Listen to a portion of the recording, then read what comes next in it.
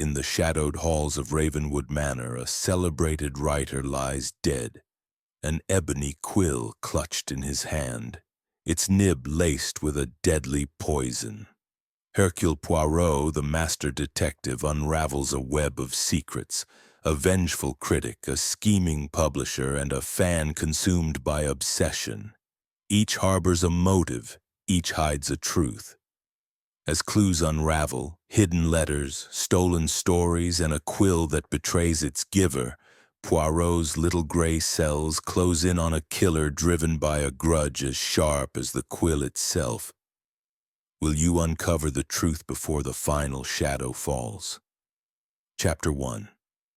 The Death at Ravenwood Manor. The village of St. Mary's Mead lay cloaked in the soft mists of an autumn morning, its thatched cottages and winding lanes basking in deceptive tranquility. At the edge of the village, Ravenwood Manor loomed, its Gothic spires piercing the fog like the fingers of some ancient brooding giant. The manor, home to the celebrated writer Percival Thorne, was a place of whispered legends, its walls steeped in the melancholy of his tales. It was here, on this chill September dawn in 1925, that death cast its shadow. Hercule Poirot, the diminutive Belgian detective with his immaculate mustache and penchant for precision, arrived at the manor's iron gates at the urgent summons of Inspector Grayson of Scotland Yard. The inspector, a man of weathered features and a perpetually furrowed brow, greeted Poirot with a grim nod. "It's a bad business, Mr. Poirot," he said, his voice low. "Thorne's dead, found this morning by his housekeeper. Not a mark on him save for that cursed quill in his hand." Poirot's gray eyes, sharp as polished steel, flickered with interest as he followed Grayson up the gravel path. The manor's oak door creaked open, revealing a cavernous hall adorned with portraits of stern-faced ancestors. A faint scent of wax polish and old books hung in the air, mingling with something sharper, more sinister. They ascended a staircase, its banister carved with ravens, and entered the study where Percival Thorne had met his end. The room was a writer's sanctum, its walls lined with leather-bound volumes and heavy velvet curtains drawn against the morning light. At the center stood a mahogany desk, cluttered with manuscripts, inkwells, and a single candelabra, its candles burned low. There, slumped in a high-backed chair, was Percival Thorne, his head resting on a sheaf of papers, his right hand clutching an ebony quill. His face, once handsome in a brooding way, was frozen in a rictus of surprise, his eyes staring blankly at the ceiling. A faint bitter odor, almond-like yet not quite, lingered near the body. Poirot adjusted his pince-nez and leaned closer, his movements deliberate, almost reverent. "Mon ami," he said softly to Grayson, "this is no ordinary death. Observe the quill. Its nib gleams as if recently used, yet the ink in this vial is untouched." He gestured to a small glass bottle on the desk, its contents black and undisturbed. "And this scent, it is not the perfume of ink, but of something far more deadly." Grayson nodded, his notebook already open. "The housekeeper, Mrs. Finch, found him at 6 this morning. She says he often worked through the night alone. No signs of a struggle, no broken windows or forced locks. But the doctor suspects poison, though he's waiting on tests." Poirot circled the desk, his polished shoes silent on the Persian rug. He noted the half-finished manuscript beneath Thorne's head, its title scrawled in bold strokes. "The Raven's Curse." A single page bore a fresh sentence, the ink still glistening. "The shadow moves before the light, unseen." Poirot's mustache twitched. "Poetic, is it not? Yet it tells us nothing. Or perhaps everything. He examined the quill more closely, holding it to the light. Its ebony shaft was intricately carved with feathers, its nib sharp and stained with a faint residue. "This quill," Poirot murmured, "it is no mere tool. It is the instrument of death, I think." He set it down carefully and turned to Grayson. "Who was here yesterday, Inspector?" "Who had access to this room?" Grayson consulted his notes. 3 visitors, according to Mrs. Finch. Lionel Baxter, a critic who's had public spats with Thorne. Margaret Henshaw, his publisher, seen arguing with him last week. And Clara Dunham, a young woman who fancies herself his greatest admirer.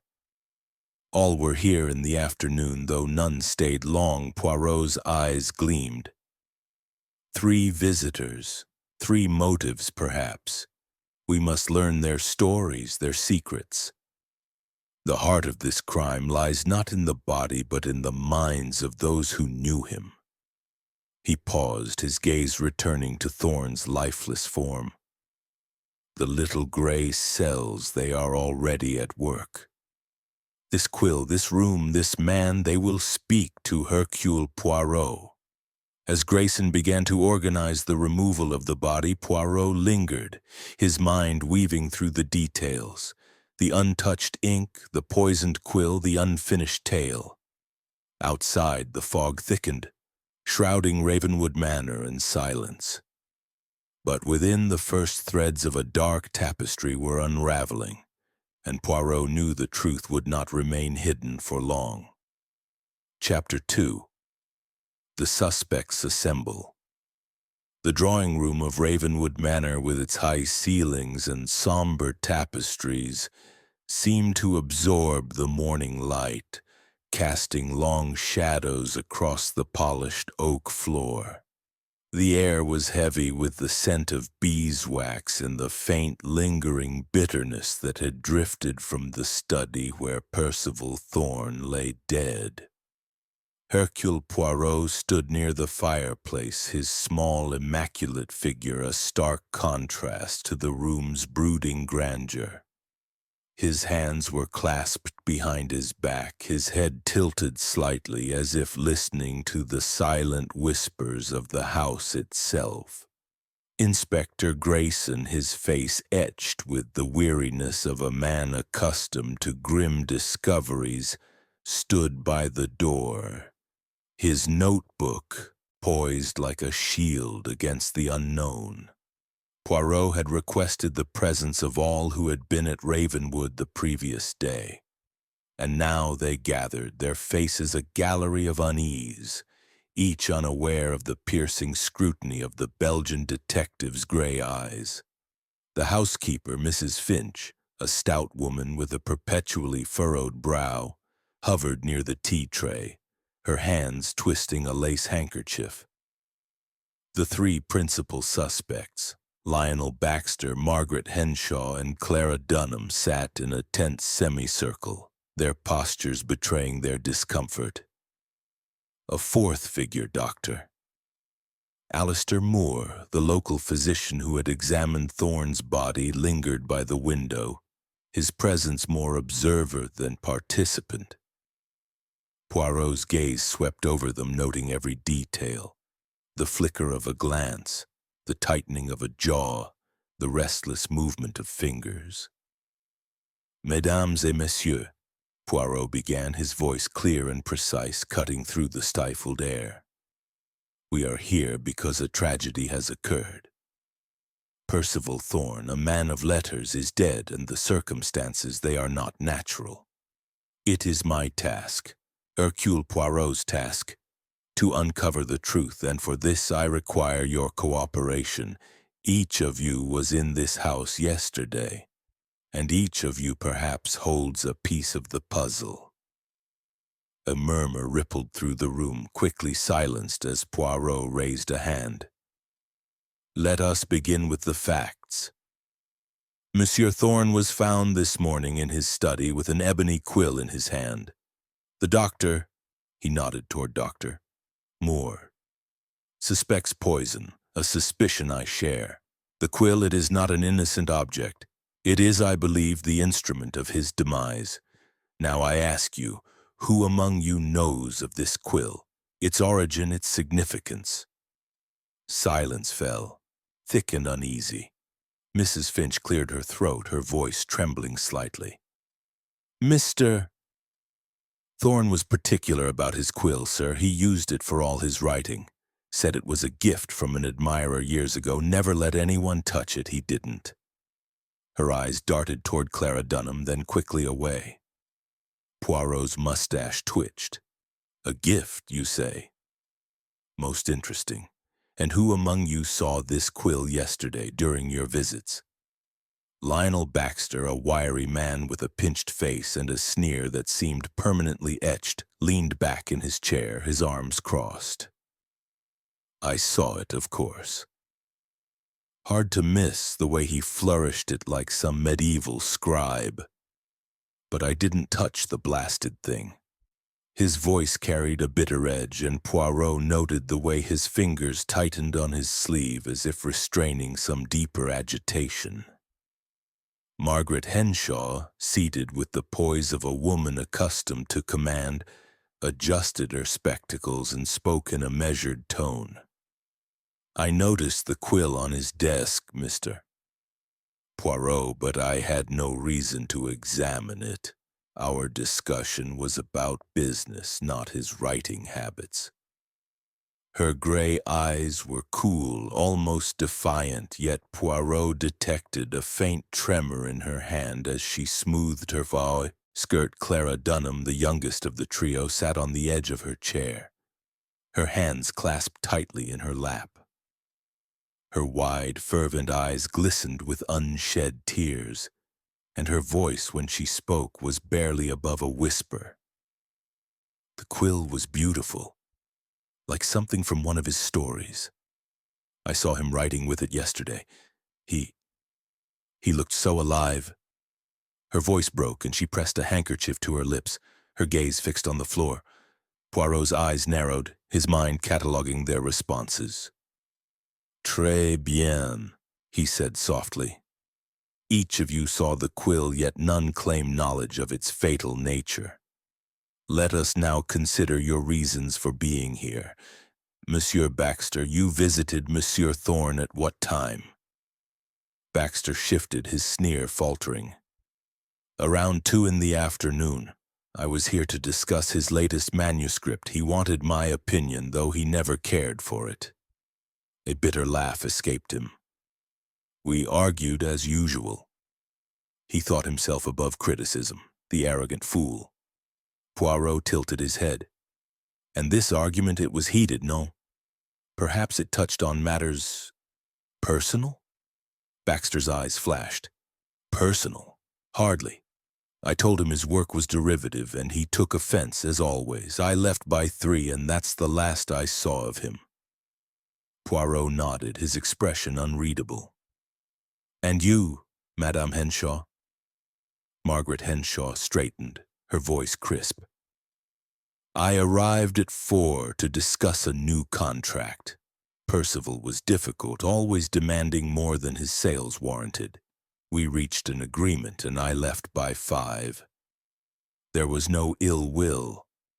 Her tone was firm, but Poirot noted the way her fingers lingered on the pearl brooch at her throat, as if seeking reassurance. And Mademoiselle Dunham? Poirot turned to Clara, his voice gentle but probing. Clara's cheeks flushed, and she hesitated. I came at 6, just to bring him a gift, a book of poetry I thought he'd like. He was kind but busy. I didn't stay long, maybe 10 minutes. Her words tumbled out, and Poirot observed the way her hands trembled, betraying a nervousness that went beyond grief. Dr. Moore, who had been silent, cleared his throat. If I may, Mr. Poirot, I saw Thorne briefly at 7 when I stopped by to check on his health. He'd complained of headaches recently. He was alive and well when I left, though distracted. Writing at his desk, Poirot inclined his head. Merci, doctor. Your observation is most helpful. He paced slowly before the fireplace, his polished shoes gleaming in the firelight. So we have a timeline. Monsieur Baxter at 2, Madame Henshaw at 4, Mademoiselle Dunham at 6, and Dr. Moore at 7. And yet by morning Monsieur Thorne is dead, poisoned by the very quill he cherished. This is no coincidence, mes amis. Someone in this house or someone who visited knew of his habits and used them against him. Mrs. Finch gasped, her handkerchief now a crumpled ball. You don't think one of us? Oh, Mr. Poirot, it's too dreadful. Poirot raised a hand, his expression calm but resolute. It is my duty to consider all possibilities, madame. Now let us speak of motives. Monsieur Baxter, it is known that you and Monsieur Thorne were not friends. Your reviews of his work were, shall we say, less than kind. Baxter's lip curled. I speak the truth, Mr. Poirot. Thorne's stories were overwrought, his characters clichés. He couldn't bear to hear it, but that's no reason to kill a man. Poirot's eyes gleamed. And yet there was an incident, no? A literary gala last year where Monsieur Thorne humiliated you before your peers. Such a wound it festers, does it not? Baxter's face reddened and he looked away. He made a fool of me, yes. Called my critiques the ravings of a failed writer. But I didn't need to kill him to prove him wrong. Poirot turned to Margaret Henshaw. Madame, your relationship with Monsieur Thorne was also strained, I understand. There were disputes over money, over contracts. Perhaps he threatened your business? Henshaw's lips tightened. Percival was demanding, but we resolved our differences. My firm has published his work for years. His death does me no good. It's a loss, financially and otherwise. Her voice was steady, but Poirot noted the faint flush creeping up her neck. And you, Mademoiselle Dunham? Poirot said, his tone softening. Your admiration for Monsieur Thorne was profound, yet admiration can become complicated. You wrote to him often, I believe? Clara's eyes widened and she nodded. I loved his books. They spoke to me, to my soul. I wrote to tell him so and he answered sometimes. He was my inspiration. Her voice trembled and Poirot saw genuine sorrow in her eyes, but also something else. Fervor. Perhaps too intense. Poirot paused, letting the silence settle. Each of you had reason to be here, and each, perhaps, a reason to wish Monsieur Thorne harm. The critic wounded by pride, the publisher threatened by greed, the fan consumed by passion. But the truth, it lies not in what you say, but in what you do not say. The little gray cells, they are already at work. Inspector Grayson stepped forward, his voice gruff. Mr. Poirot, we've searched the study. No signs of a break-in, no fingerprints, but thorns on the quill. Whoever did this knew their way around. Poirot nodded. Précisément, this was no stranger's work. The poison, it was administered with precision through the quill, a method both intimate and deliberate. We must learn more of this quill, its history, and who might have tampered with it. He turned to Mrs. Finch. Madame, you said the quill was a gift. Do you recall anything more? A name? A description? Mrs. Finch shook her head, her eyes wide. No, sir. He never said who gave it, only that it came from someone who admired his work. He kept it locked in a case when he wasn't writing, but yesterday it was on his desk all day. Poirot's eyes narrowed. Locked, you say? Yet it was out when each of you visited. This is significant. He turned to the group. I will speak with each of you again in private. For now I ask that you remain in the village. Inspector Grayson will ensure this is so. As the group dispersed, their footsteps echoing in the vast hall, Poirot lingered by the fireplace, his mind racing. The critic's bitterness, the publisher's secrets, the fan's obsession. Each was a thread in a tangled web. But it was the quill, that elegant instrument of death, that held the key. Its ebony sheen, its carved feathers, its deadly nib. They spoke of a mind both cunning and vengeful. Poirot's mustache twitched as he murmured to himself, "The truth, it is like the shadow in Monsieur Thorne's tale, unseen but ever present. Hercule Poirot will find it." The fog outside thickened, curling around Ravenwood Manor like a shroud. But within, the first sparks of revelation were kindling in Poirot's mind. Chapter 3. The Critic's Grudge. The morning fog had lifted, revealing the stark outline of Ravenwood Manor against a sky of unrelenting gray. Hercule Poirot, ever meticulous, had chosen the manor's library for his first private interview. A room less oppressive than the drawing room, but no less steeped in the weight of Percival Thorne's presence. Shelves of books stretched to the ceiling, their spines a testament to Thorne's prolific career. Though Poirot noted a few gaps where volumes had been removed, perhaps by curious hands. A single window admitted a sliver of pale light, casting a soft glow on the leather armchair where Lionel Baxter now sat, his posture rigid, his thin lips curled in a familiar sneer. Poirot stood before him, his small frame exuding an authority that belied his stature. His hands were clasped behind his back, and his gray eyes, sharp and unyielding, studied Baxter as if he were a page in one of Thorne's novels, each gesture a word to be deciphered. Inspector Grayson lingered near the door, his pencil poised over his notebook, though Poirot suspected the inspector's notes would capture only the surface of what transpired. "Monsieur Baxter," Poirot began, his voice smooth yet edged with precision. "You are a man of words, a critic whose pen has drawn blood known. Tell me, what was the nature of your enmity with Monsieur Thorne? And do not, I beg you, dismiss it as mere professional disagreement." Baxter's sneer deepened, and he leaned back, crossing one leg over the other with deliberate nonchalance. "Enmity? You're dramatizing, Mr. Poirot. Thorne and I disagreed, that's all.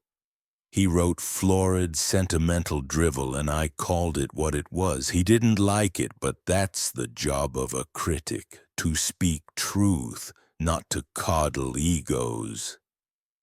Poirot's mustache twitched, a subtle sign of his amusement. "Truth, you say? Yet truth can wound, and wounds, they leave scars.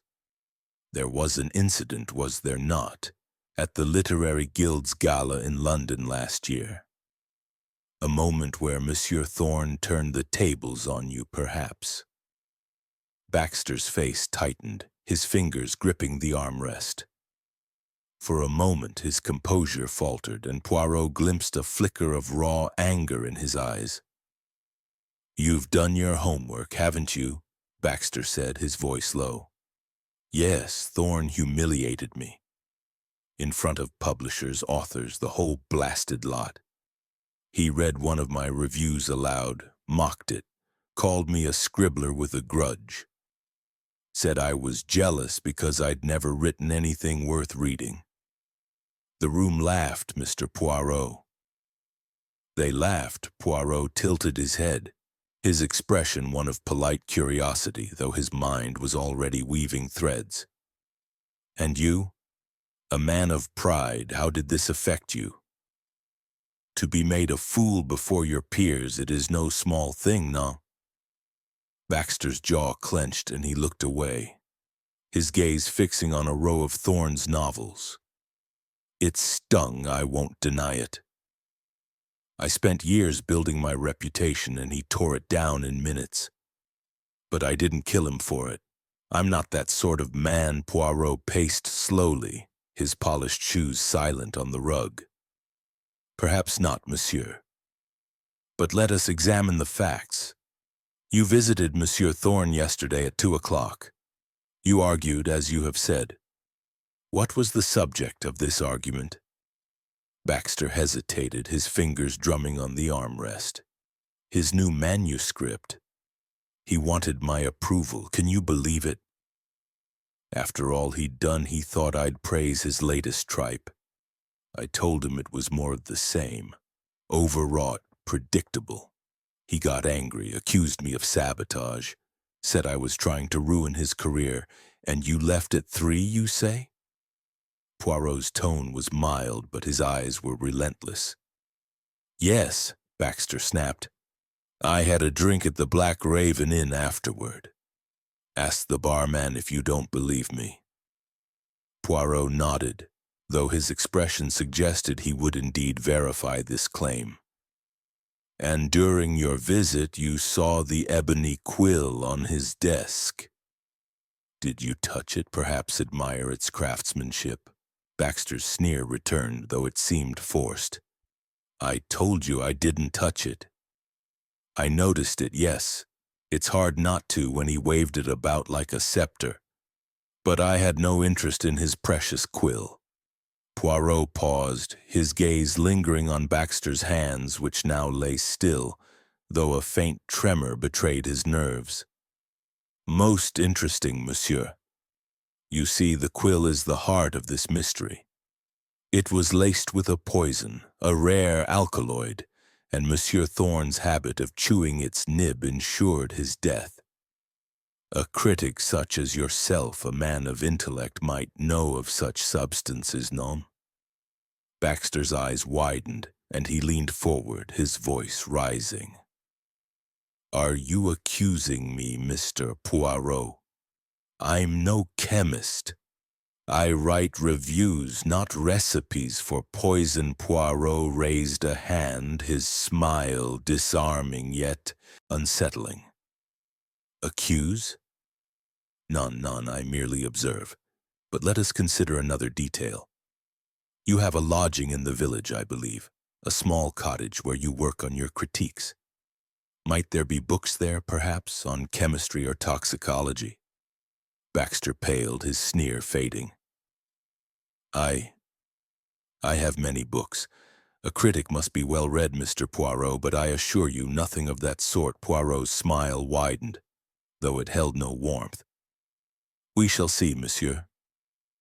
Inspector Grayson, perhaps a visit to Monsieur Baxter's cottage is in order. Grayson nodded, jotting a note.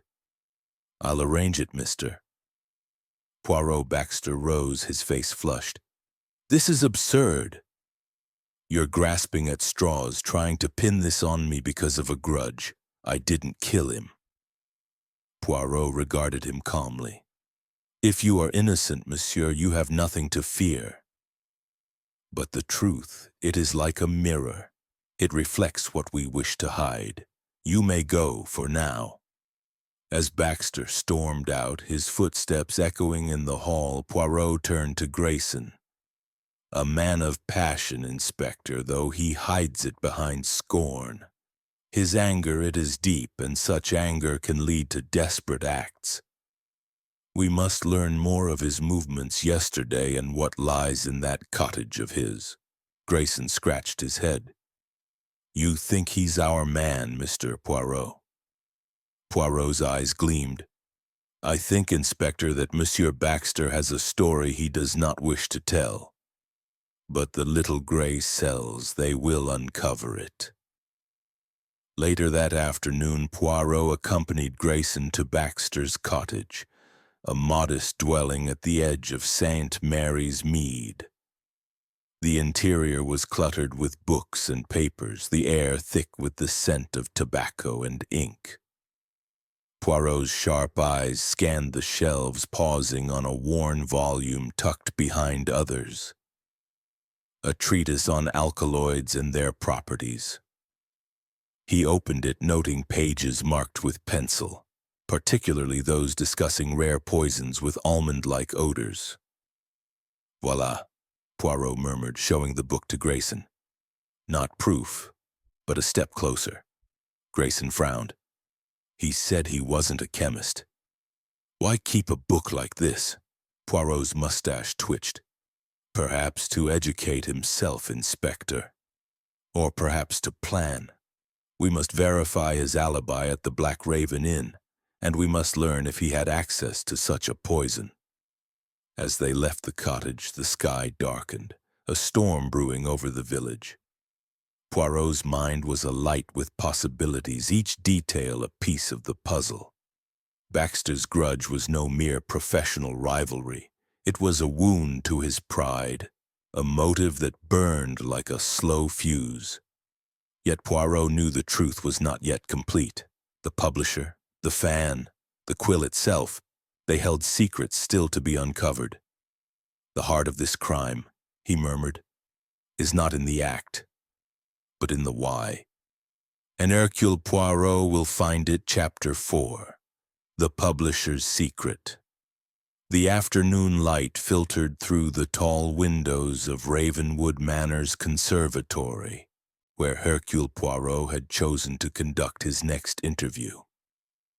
The glass-walled room, filled with potted ferns and the faint hum of a distant fountain, offered a deceptive calm, a stark contrast to the dark currents running beneath the surface of Percival Thorne's death.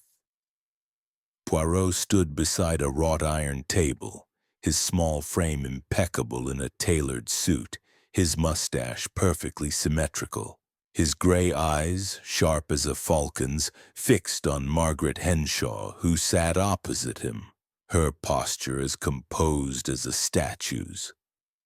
Inspector Grayson lingered near a cluster of orchids, his presence unobtrusive but vigilant, his notebook at the ready.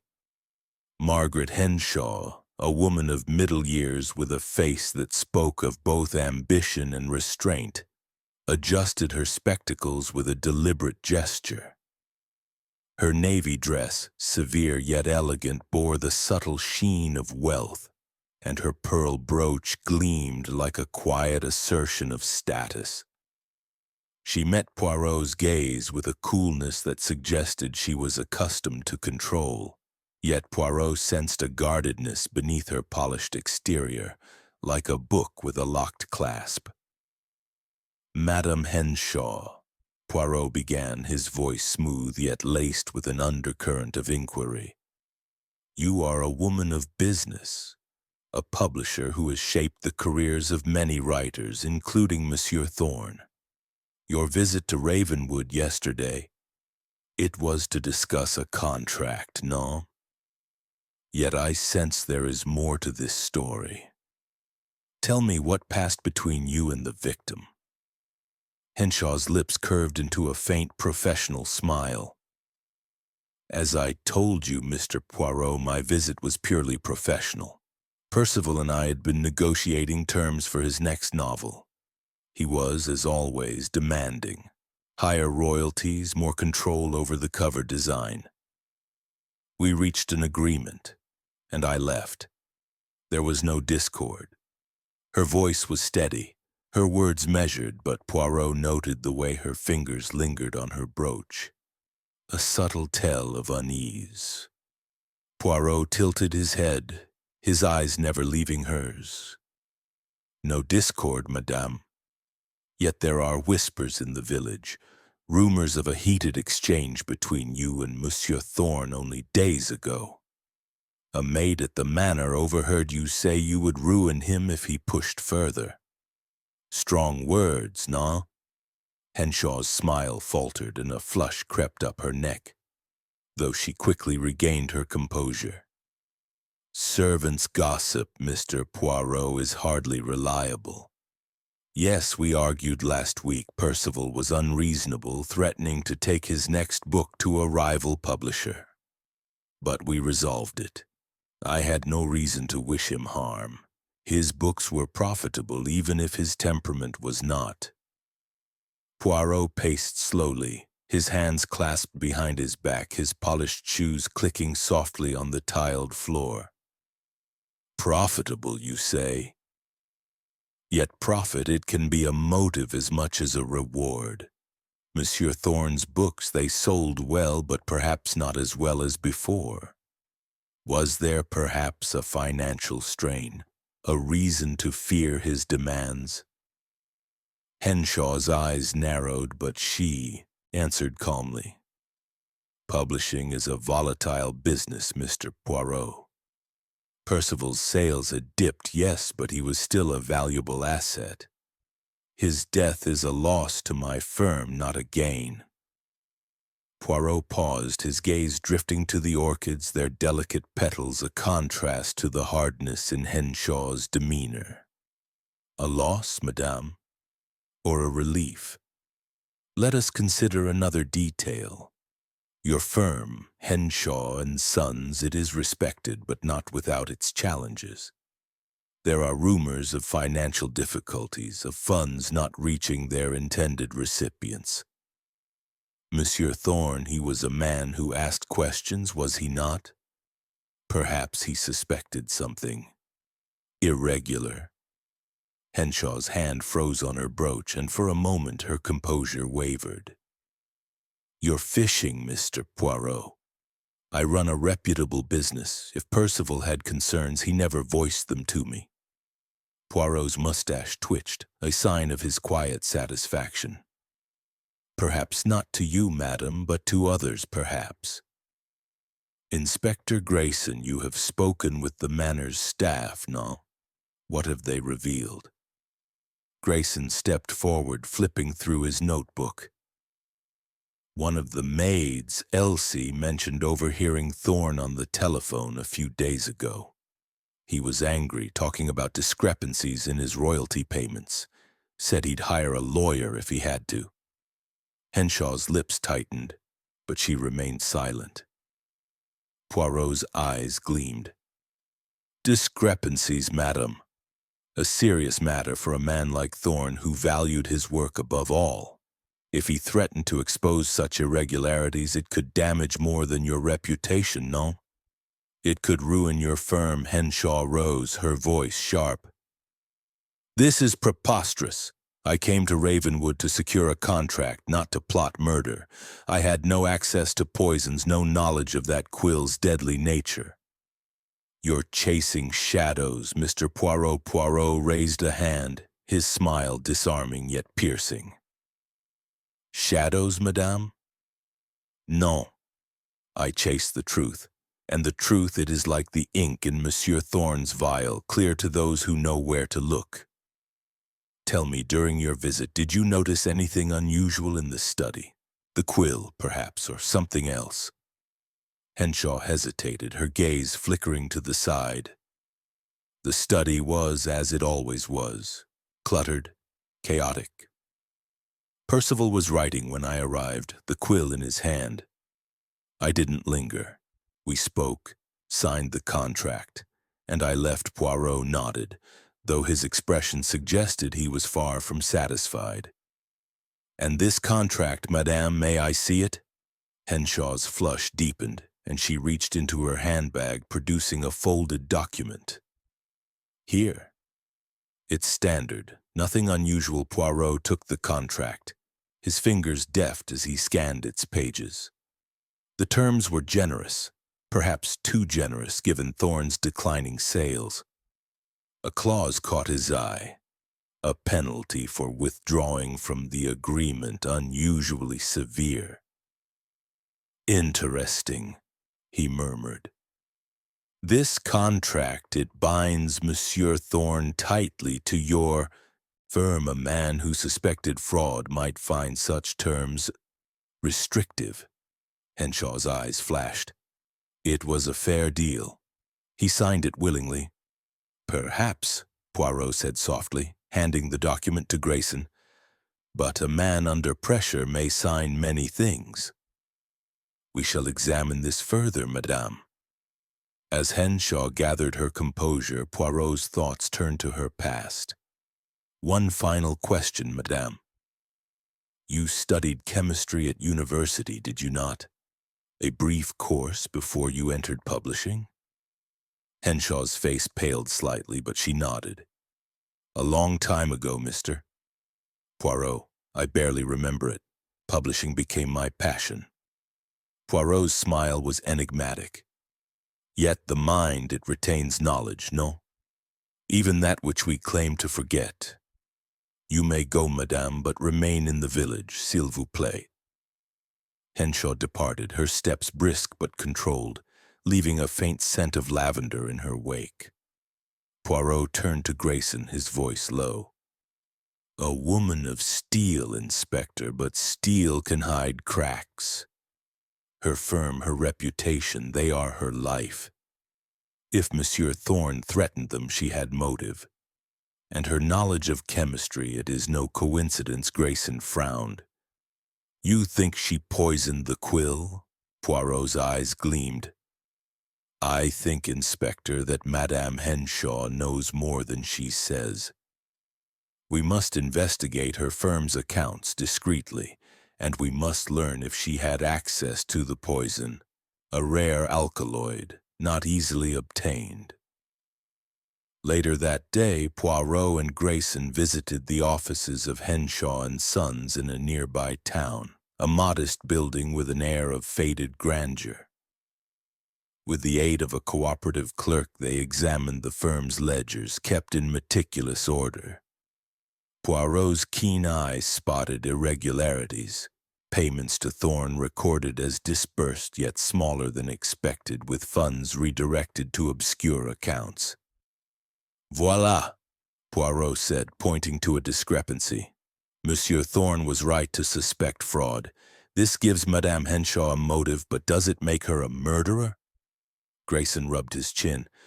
It's damning, but it's not proof of poison. Précisément, Poirot agreed. We need more.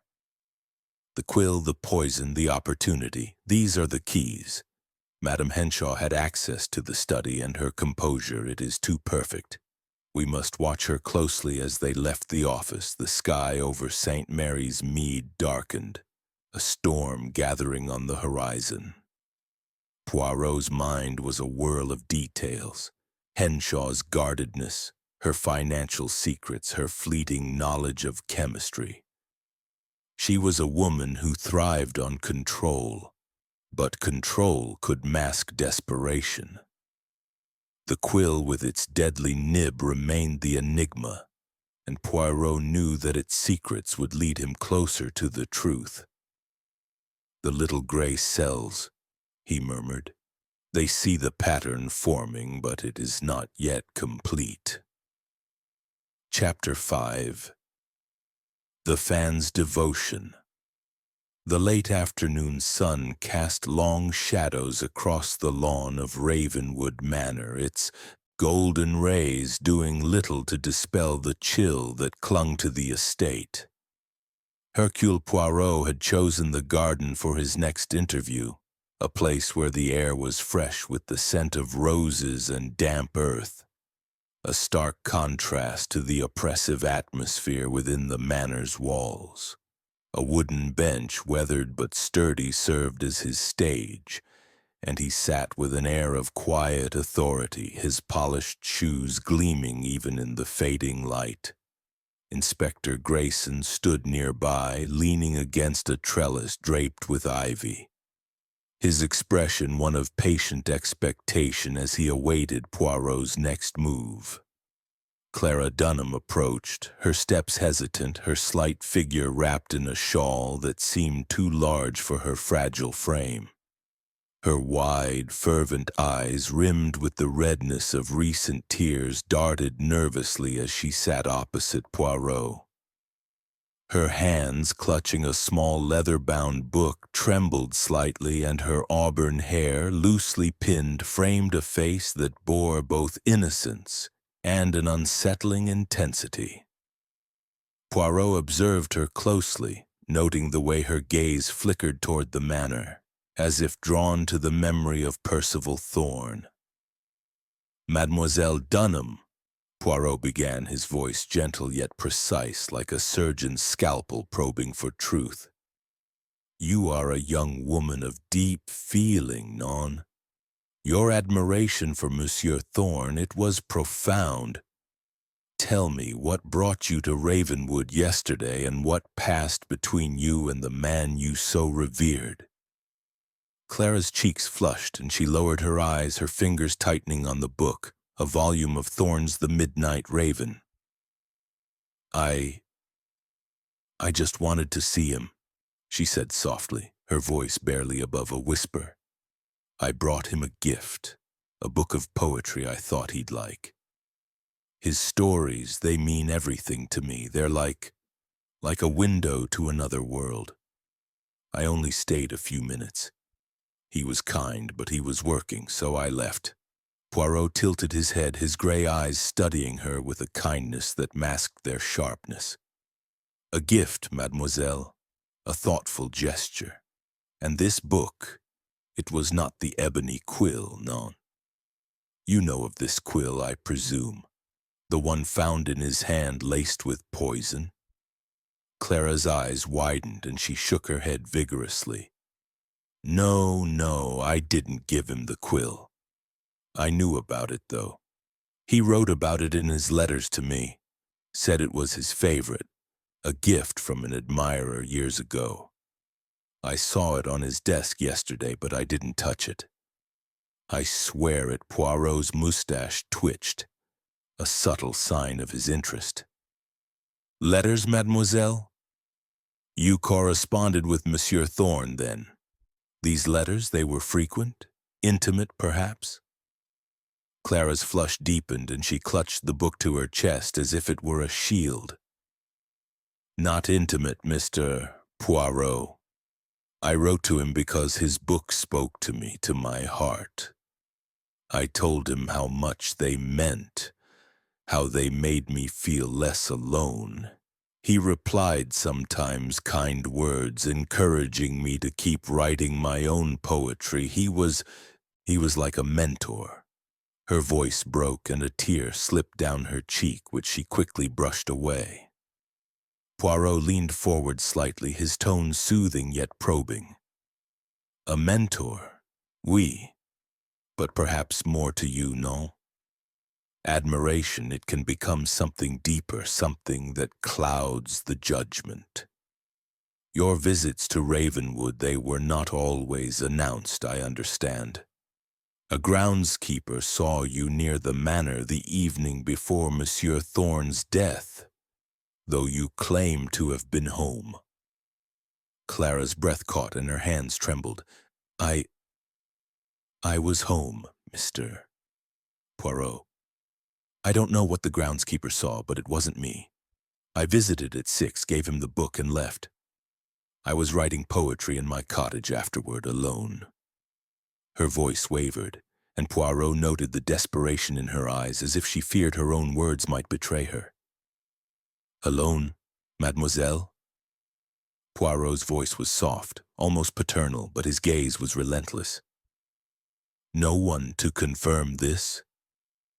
It is unfortunate, for an alibi without witness. It is like a story without an ending. Difficult to believe." Clara's tears spilled over and she pressed the book to her lips as if seeking comfort from Thorne's words. "I didn't hurt him, Mr. Poirot. I loved him. Not like that, not romantically, but as a soul who understood mine. His stories saved me when I felt lost. Why would I take that away?" Poirot's expression softened, but his mind was a whirl of calculation. "Love, mademoiselle, it is a powerful force, but it can twist into something darker. Jealousy, obsession, despair. Your letters to Monsieur Thorne, they were passionate, non? Perhaps he did not return your feelings as you hoped." Clara shook her head, her voice rising. "No. He was kind, always kind. He never mocked me, never pushed me away. My letters were about his work, his genius. I wanted to be close to that, to learn from him. That's all. Poirot nodded, though his eyes lingered on her trembling hands. Let us speak of the quill, mademoiselle. You knew of its significance to him, its place in his rituals. Did you ever see anyone else near it, perhaps tampering with it?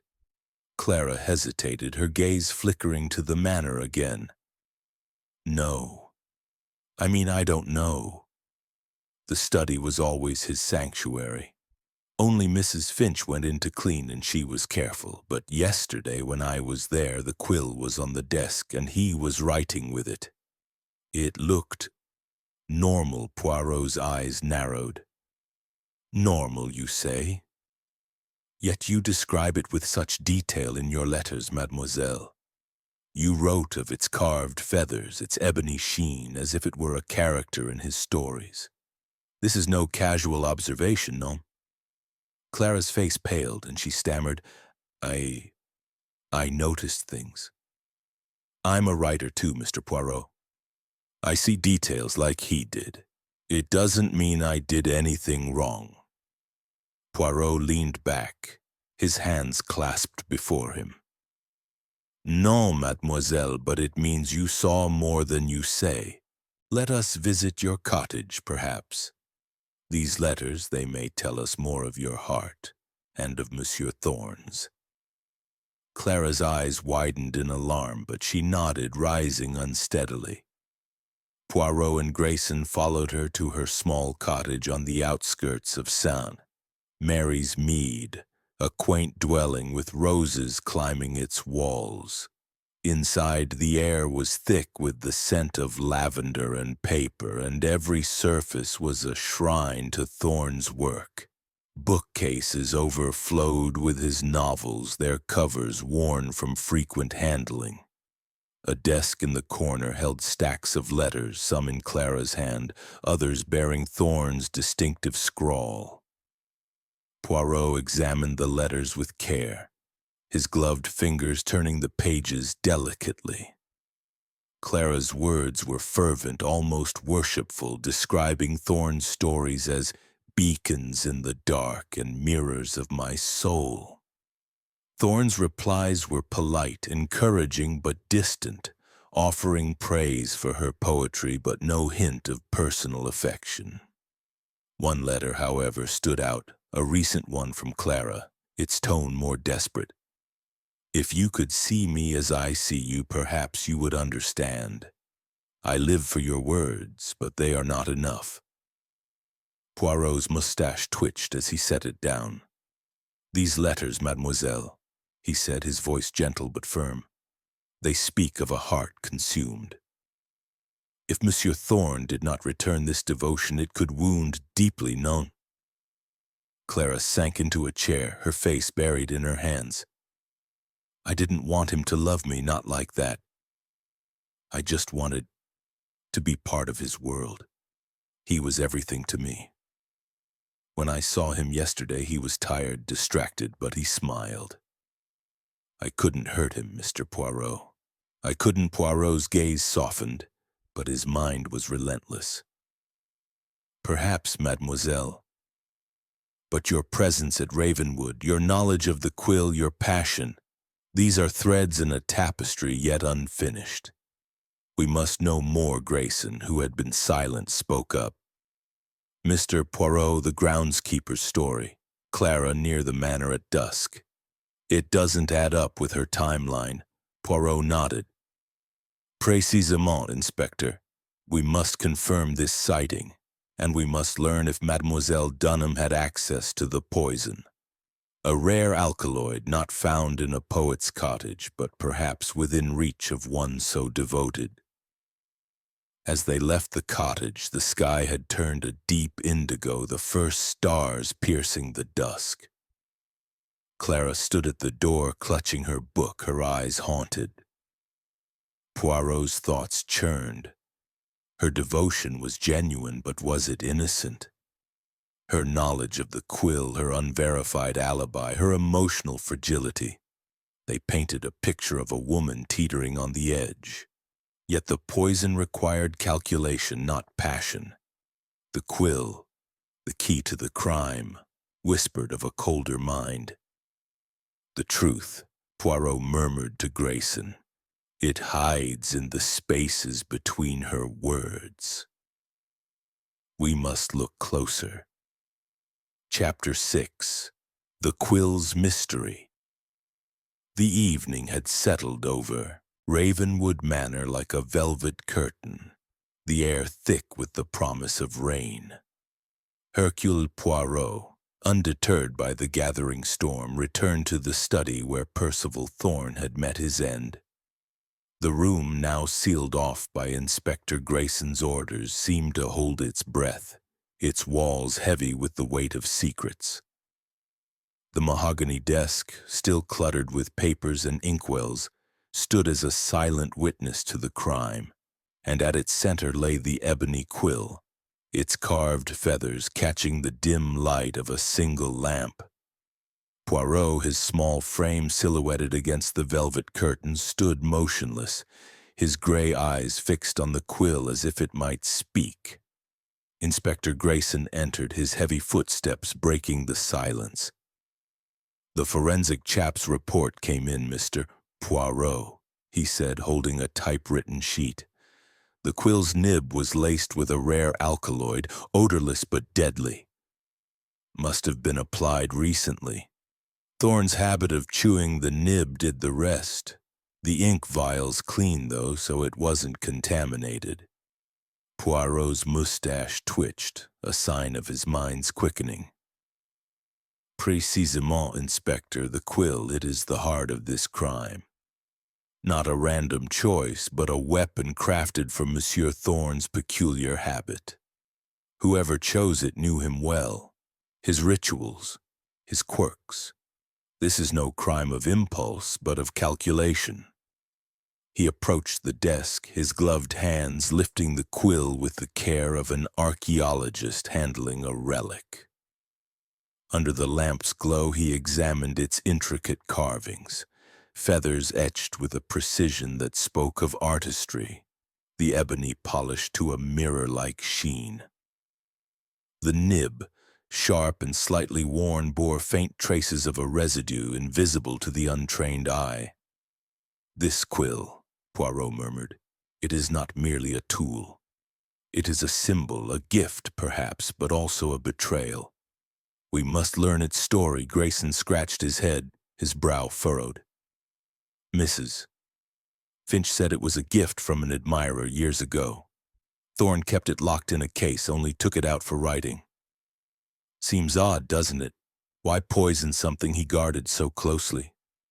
Poirot's eyes gleamed. "Odd, yes, but revealing. The poison was applied recently, you say, yet the quill is old. This suggests the murderer had access to it in the days before the crime, access to the study, to the case, to the quill itself. We must ask, who could approach so closely without suspicion?" He set the quill down and turned to the desk, his fingers tracing the edges of the manuscript, "The Raven's Curse." The final sentence, written in Thorne's bold hand, lingered in his mind. "The shadow moves before the light, unseen." Poirot's lips curved slightly. A poetic clue, perhaps? Or a taunt from the grave? "Monsieur Thorne, he knew something." I think Grayson followed Poirot's gaze. "You think he suspected someone? Wrote it down here?" Poirot shook his head. "Non, Inspector, not so literal. But his words, they reflect a mind aware of danger, of shadows. We must search this study further. There may be more he left behind." With Grayson's assistance, Poirot began a meticulous examination of the room. The bookshelves, packed with Gothic novels and literary journals, revealed nothing unusual at first glance. But Poirot's sharp eyes caught a faint irregularity in the desk's drawer. A subtle scratch on the lock suggested it had been forced, though not recently. Interesting, he said, producing a small tool from his pocket and deftly opening the drawer. Inside was a velvet-lined case, empty save for a faint outline where the quill had once rested. This case, Poirot said. It was where he kept the quill when not in use. Yet yesterday it was on the desk for all to see. Why? Grayson frowned. Maybe he forgot to lock it up? Poirot's smile was enigmatic. Monsieur Thorne, he was a man of habit, Inspector. He did not forget. Someone ensured the quill was accessible, perhaps knowing it would be used. The search continued, Poirot's gloved hands moving with precision. Beneath a stack of papers, he found a small notebook, its leather cover worn but intact. Inside were Thorne's private notes written in a hurried scrawl. Most were mundane, ideas for stories, character sketches, but one entry, dated a week prior, caught Poirot's attention. L grows bold, threats veiled but clear. Must act soon. Another, dated 2 days before his death, read, Monsieur Denis all, but numbers do not lie. Proof is close. Poirot's eyes narrowed as he showed the notebook to Grayson. L and M, Inspector, Lionel Baxter and Margaret Henshaw, perhaps. Or another. These initials, they are a breadcrumb on the path to truth. Grayson nodded, jotting down the details. Could be Clara, too. Her letters were intense, and she was here often. Oui, Poirot agreed, but Clara, her passion is emotional, not calculated. This poison, this quill, it requires a mind of precision, not frenzy. We must consider all possibilities. Poirot returned to the quill, his mind racing. Let us hypothesize, Inspector. The quill was a gift, yes, but its poison is new. The murderer, they had access to the study, to the quill, and to the alkaloid. They knew Monsieur Thorne's habit of chewing the nib, a detail not widely known but perhaps observed by someone close. Mrs. Finch, she cleaned the study. Did she ever speak of this habit? Grayson shook his head. She mentioned he was particular about the quill, but nothing about chewing it. Said he'd scold her if she moved it. Poirot's mustache twitched. Then the murderer was someone who saw him write, who watched him closely. Baxter, Henshaw, Dunham. All were in the study yesterday, but who else? Dr. Moore, perhaps, or another we have not yet considered. He moved to the window, pushing aside the heavy curtain to reveal a view of the garden, now cloaked in twilight. The quill's origin, Inspector, it is the key. Mrs. Finch says it was a gift from an admirer, but no one claims to have given it. We must trace its maker. Such craftsmanship, it is not common. Grayson made a note. I'll have my men check with jewelers and stationers in London. Someone must know where it came from. Bon, Poirot said, turning back to the desk. And we must test the alibis further. Baxter's tavern, Henshaw's client, Dunham's solitude. All must be verified. The poison, too, requires investigation. A rare alkaloid, you say. Not found in a village apothecary, but perhaps in a city or a private collection. As they prepared to leave the study, Poirot paused, his gaze lingering on the quill. This object, Inspector, it is more than a weapon. It is a message. The murderer chose it to reflect Monsieur Thorne's life, his art, his passion. But in doing so, they have left a trace of their own mind. Hercule Poirot will follow it outside. The first drops of rain began to fall, pattering against the manor's windows. The study, with its silent quill and unfinished manuscript, seemed to pulse with secrets yet untold. Poirot's mind, ever active, wove the threads of evidence. Baxter's grudge, Henshaw's secrets, Dunham's devotion, and now the quill's mysterious past. The little gray cells, he murmured. Then they see the shadow moving, but the light, it is not yet clear. Chapter 7. The alibis unravel. The rain had begun in earnest, drumming a relentless rhythm against the leaded windows of Ravenwood Manor, as Hercule Poirot stood in the grand hall, his small figure dwarfed by the towering portraits of Thorn ancestors. The air was damp and heavy, carrying the faint must of old wood and the lingering echo of tragedy. Poirot's polished shoes clicked softly on the marble floor as he paced, his hands clasped behind his back, his gray eyes alight with the restless energy of a mind piecing together a puzzle. Inspector Grayson, ever the dutiful shadow, stood nearby, his rain-soaked coat dripping onto a mat as he reviewed his notes with a furrowed brow. "Mon ami," Poirot said, his voice cutting through the patter of rain. "The alibis of our suspects, they are like a tapestry with loose threads. Each claims innocence, yet none stand firm under scrutiny.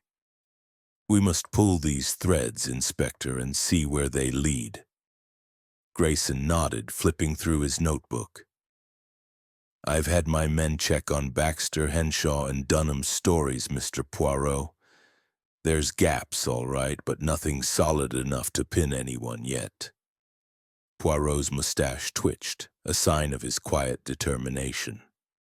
"Then let us examine these gaps, Inspector. The truth it hides in the spaces between their words. Let us begin with Monsieur Baxter. They moved to the Manor's library, its shelves a silent audience to their discussion." Poirot settled into a leather armchair, gesturing for Grayson to sit opposite. "You spoke with the barman at the Black Raven Inn, Non. What did he say of Monsieur Baxter's visit after his meeting with Thorn?" Grayson consulted his notes.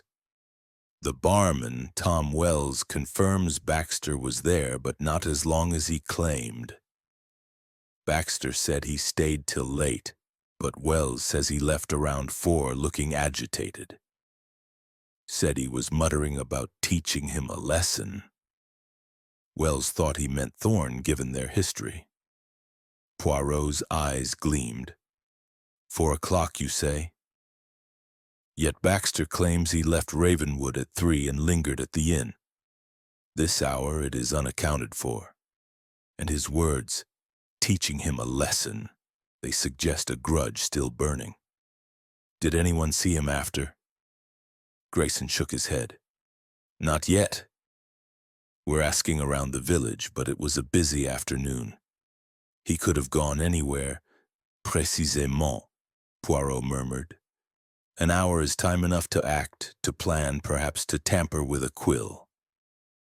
We must learn where he went. He paused, his fingers tapping lightly on the armrest. And Madame Henshaw? Her alibi, it is with a client, Non?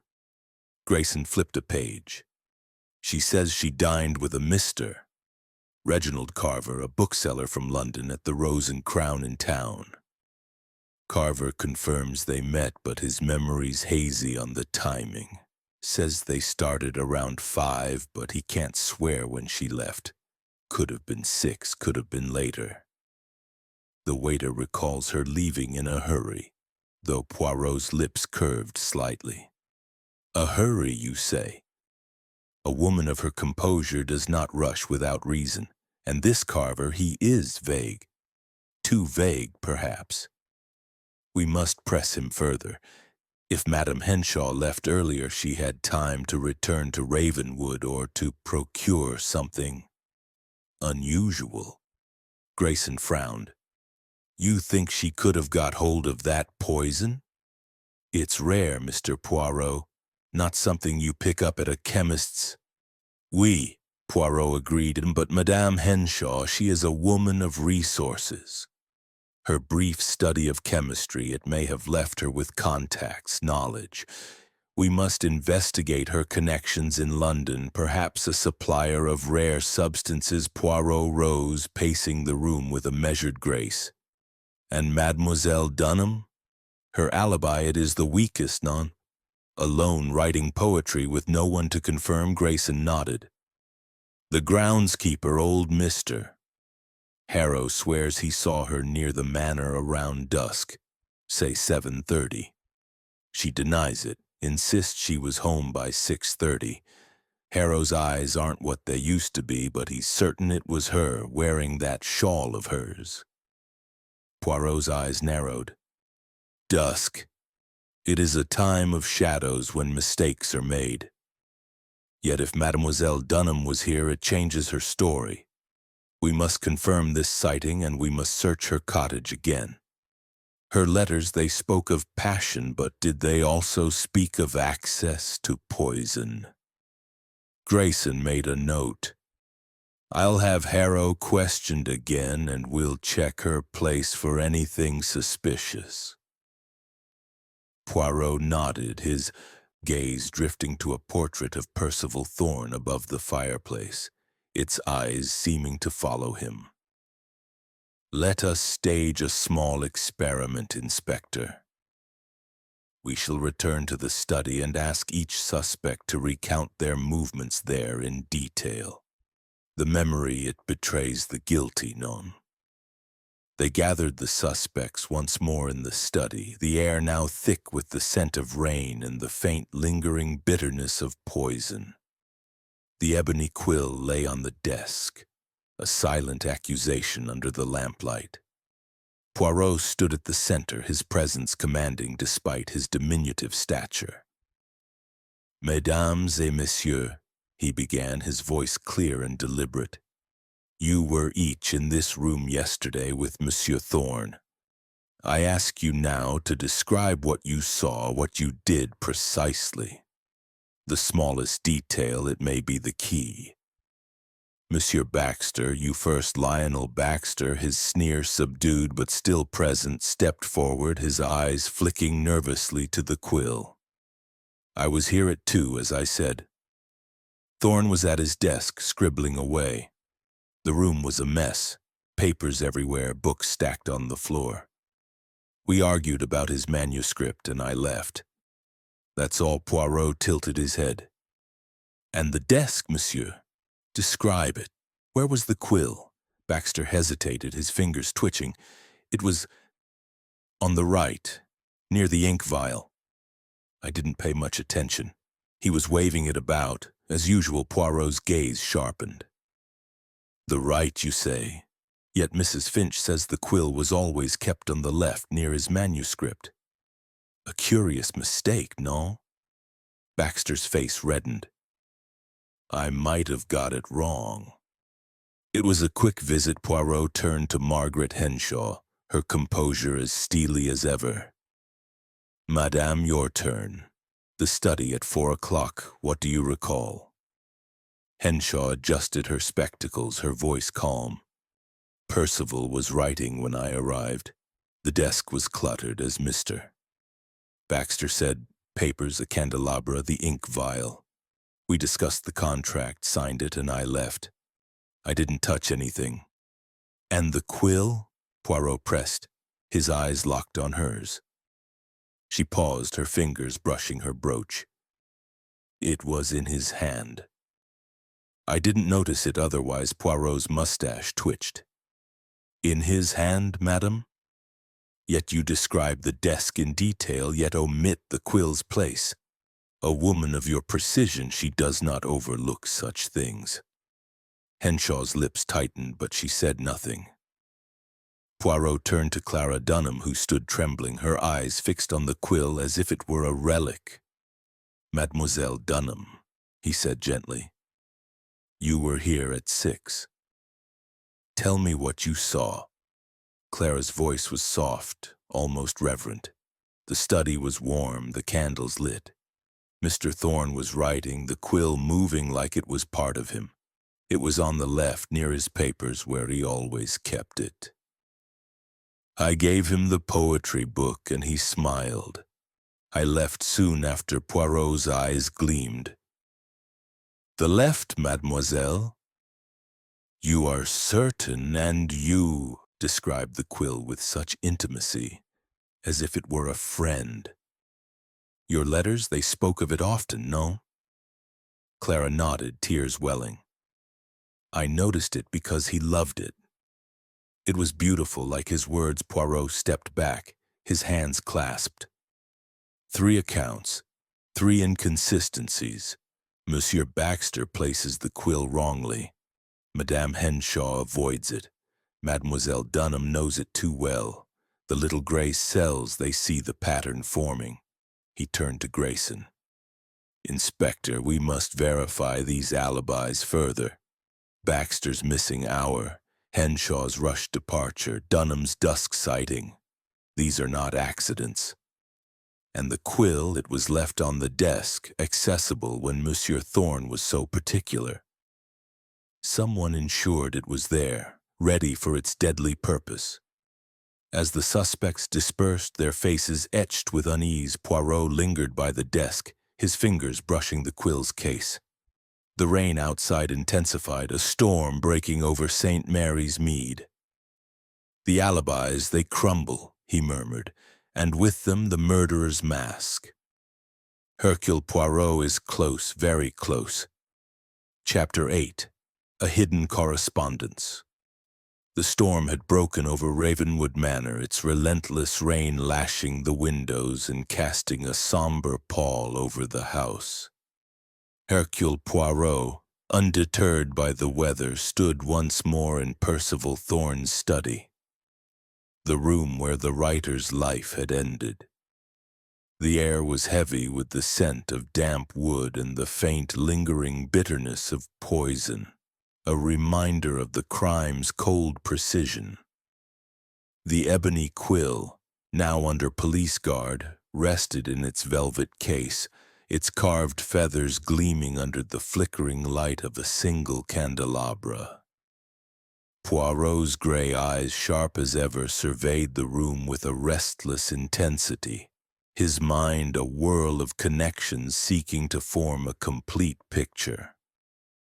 Inspector Grayson entered, his coat still damp from his foray into the village to verify alibis. "Mr. Poirot," he said, shaking water from his hat, "we've got something from the Black Raven Inn. The barman's memory's sharper now. Says Baxter was muttering about settling scores before he left at 4. Still no word on where he went after Poirot's mustache twitched, a sign of his quickening interest. Settling scores, Inspector? A phrase that carries weight. Monsieur Baxter's anger, it is a thread we must follow. But first we must search this study again. The little gray cells, they tell me there is more to find. Something Monsieur Thorne left behind, perhaps. Grayson nodded, though his expression betrayed skepticism.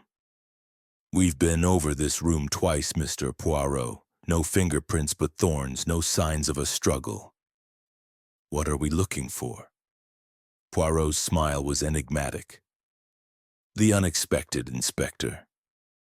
The murderer, they were clever, but no one is perfect. There is always a trace, a whisper of their presence. He moved to the desk, his gloved hands deftly exploring its surface. The manuscript of the Raven's Curse lay undisturbed, its final sentence haunting in its ambiguity. The shadow moves before the light, unseen. Poirot's fingers traced the edges of the desk, pausing at a small, ornate bookend shaped like a raven. It was heavier than it appeared, and a faint click sounded as he pressed its base. A hidden compartment in the desk's side sprang open, revealing a narrow drawer that had escaped earlier searches. Voila, Poirot murmured, his eyes gleaming. He drew out a bundle of letters tied with a black ribbon, their edges yellowed but intact. The handwriting on the envelopes was unfamiliar, sharp and angular, unlike Clara Dunham's flowing script or Thorne's bold scrawl. A hidden correspondence, Inspector. This is no coincidence. Grayson peered over his shoulder. Who are they from? Not Clara. She'd have no need to hide her letters. Poirot untied the ribbon, his movements deliberate. The letters were signed a Quill, a pseudonym that struck him as both deliberate and provocative. The content was startling. Accusations of theft, betrayal, and a grudge older than the public feud with Lionel Baxter. One letter, dated 6 months prior, read, "You stole my words, Percival, my soul. You built your empire on my ruin. I will not forget." Another, more recent, was chillingly direct. "Your quill will be your end, mark my words." Poirot's eyes narrowed. A quill, Inspector. A name chosen to taunt, to mirror the weapon of death. These letters, they point to a wound deeper than we knew. Monsieur Thorne, he plagiarized a story, perhaps, from someone close. Someone who became A. Quill. Grayson frowned. Baxter? He's a critic, not a writer, but he's got the grudge to match. Perhaps, Poirot said, but we must not leap to conclusions. The initials, they could belong to another, or they could be a disguise. We must compare this handwriting to Monsieur Baxter's, and to others who knew Thorne well. They moved to the library, where Poirot spread the letters on a table, comparing them to samples of Baxter's reviews, obtained from a local newspaper. The angular script bore similarities, sharp strokes, a certain flourish in the capitals, but it was not conclusive. The hand, it is similar but not identical, Poirot mused. A clever man might alter his writing to conceal his identity. We must confront Monsieur Baxter with these. Grayson arranged for Baxter to be brought to the manor, and within the hour the critic stood before them, his sneer faltering under Poirot's piercing gaze. The letters lay on the table, their contents a silent accusation. Monsieur Baxter, Poirot began, his voice calm but unyielding. These letters, signed A. Quill, speak of a betrayal, a theft of words. They threaten Monsieur Thorne with his quill, his very instrument of death. Do you know this name, this grudge? Baxter's face paled and his hands clenched at his sides. A quill? Never heard of it. I wrote no such letters, Mr. Poirot. You're barking up the wrong tree. Poirot held up a letter, its ink stark against the yellowed paper. The handwriting, it bears a resemblance to your own, monsieur. And the sentiment, you stole my words. It echoes the humiliation you suffered at Monsieur Thorne's hands.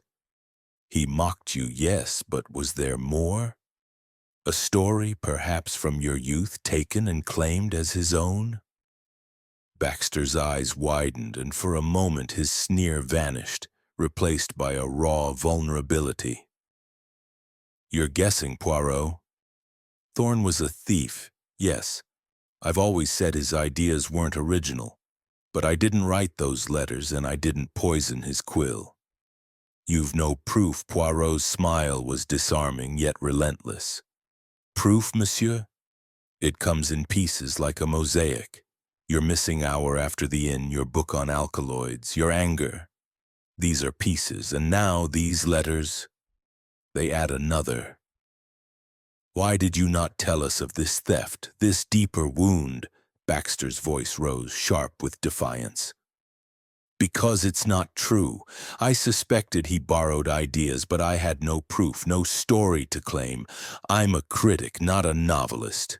You're trying to frame me. Poirot raised a hand, his expression serene. Frame, no. I seek only the truth. You may go, monsieur, but know this. The little gray cells, they do not rest. We will speak again. As Baxter stormed out, Grayson turned to Poirot. You rattled him, Mr. Poirot. Think he's our man? Poirot's gaze lingered on the letters. He is a man with secrets, Inspector, but whether they include murder I am not yet certain. The letters, they are too deliberate, too theatrical. A. Quill. It is a mask, perhaps for Baxter, perhaps for another. We must trace their origin, and we must search Thorne's past for this stolen story. Grayson made a note. I'll have my men dig into Thorne's early works, see if there's any record of plagiarism claims. And we'll check Baxter's cottage again for anything matching that handwriting. Poirot nodded, his mind already racing ahead. And we must not forget Madame Henshaw and Mademoiselle Dunham. Their motives, their opportunities, they remain. The quill, it was accessible to all three, but only one chose to make it deadly. We must also trace the poison source, a rare alkaloid not easily obtained. As they left the library, the rain continued its assault, the manor groaning under the storm's weight. Poirot's thoughts were a storm of their own, swirling around the letters, the quill, and the shadow of betrayal. Baxter's grudge was personal, but was it murderous? The hidden correspondence had opened a new door, one that led deeper into Thorne's past and the mind of his killer. The truth, Poirot murmured. It is like the raven in Monsieur Thorne's tale, elusive but not invisible. Hercule Poirot will find it. Chapter 9. The Yazanin. Publisher's Deception. The storm had passed, leaving Ravenwood Manor shrouded in a damp gray dawn. The air was crisp, carrying the scent of wet earth and the faint tang of lingering rain. Hercule Poirot, ever immaculate despite the early hour, stood in the manor's dining room, where a long oak table gleamed under the muted light of a chandelier. His small frame was a study in precision, his suit pressed, his mustache perfectly symmetrical. Yet his gray eyes, sharp as a blade, betrayed the restless energy of a mind closing in on its quarry. Inspector Grayson, his face etched with the fatigue of a sleepless night, stood by the sideboard sipping tea and reviewing his notes. "Inspector," Poirot said, his voice clear and measured, "we have uncovered much. Monsieur Baxter's grudge, Mademoiselle Dunham's devotion, the quill's deadly secret. But Madame Henshaw, her role in this drama, it grows more intriguing. Her composure, it is a mask, none. We must peel it away." Grayson nodded, setting down his cup. "We've got something new on her, Mr. Poirot. A clerk from Henshaw and Sons slipped us a ledger, unofficially, mind you. Shows payments meant for Thorne being siphoned off to another account, labeled consulting fees. Looks like fraud, plain and simple." Poirot's mustache twitched, a sign of his quickening interest. "Fraud, Inspector? This is no small matter. If Monsieur Thorne discovered this, he would have been a threat. A threat Madame Henshaw could not ignore. We must speak with her again, and we must have this ledger." They arranged to meet Margaret Henshaw at her office in the nearby town of Ashford, a modest building with an air of faded respectability. The office was lined with bookshelves displaying Thorne's novels alongside other authors, their covers a testament to Henshaw's success. Yet Poirot noted a tension in the air, a sense of strain beneath the polished surface. Margaret Henshaw greeted them with her usual poise, her navy dress impeccable, her pearl brooch glinting like a watchful eye. She sat behind a mahogany desk, her hands folded, her gray eyes cool but wary. "Madame Henshaw," Poirot began, his tone polite yet probing, "you have told us your visit to Monsieur Thorne was amicable, a matter of business concluded with a contract. Yet we have learned of discrepancies in your firm's accounts, funds meant for Monsieur Thorne diverted elsewhere. This, it suggests a motive, non?" Henshaw's composure faltered, her fingers tightening on her brooch. Discrepancies? I run a reputable firm, Mr. Poirot. If there are errors, they are clerical, nothing more. Percival never complained to me directly. Poirot leaned forward, his eyes locked on hers. Non, madame, but he suspected. His notebook found in a hidden drawer speaks of M and numbers that do not lie. He was close to proof, was he not? Proof that could ruin Henshaw and Sons, and you with it. Henshaw's face paled, and for a moment her steely facade cracked. You're speculating, Mr. Poirot. Percival was difficult, yes, but we settled our differences. I had no reason to harm him. Grayson stepped forward, producing the ledger with a grim expression. This says otherwise, Mrs. Henshaw. Payments to Thorne were shorted by thousands over the past year, funneled to an account under consulting fees. Looks like you were skimming and Thorne was on to you. Henshaw's lips parted, then closed, her hands trembling slightly. This is a misunderstanding. Those fees were legitimate for editorial work, marketing. I can provide documentation. Poirot's smile was disarming yet relentless. Documentation, madam. We shall welcome it, but let us speak of another matter. Your knowledge of chemistry, brief though it is not insignificant.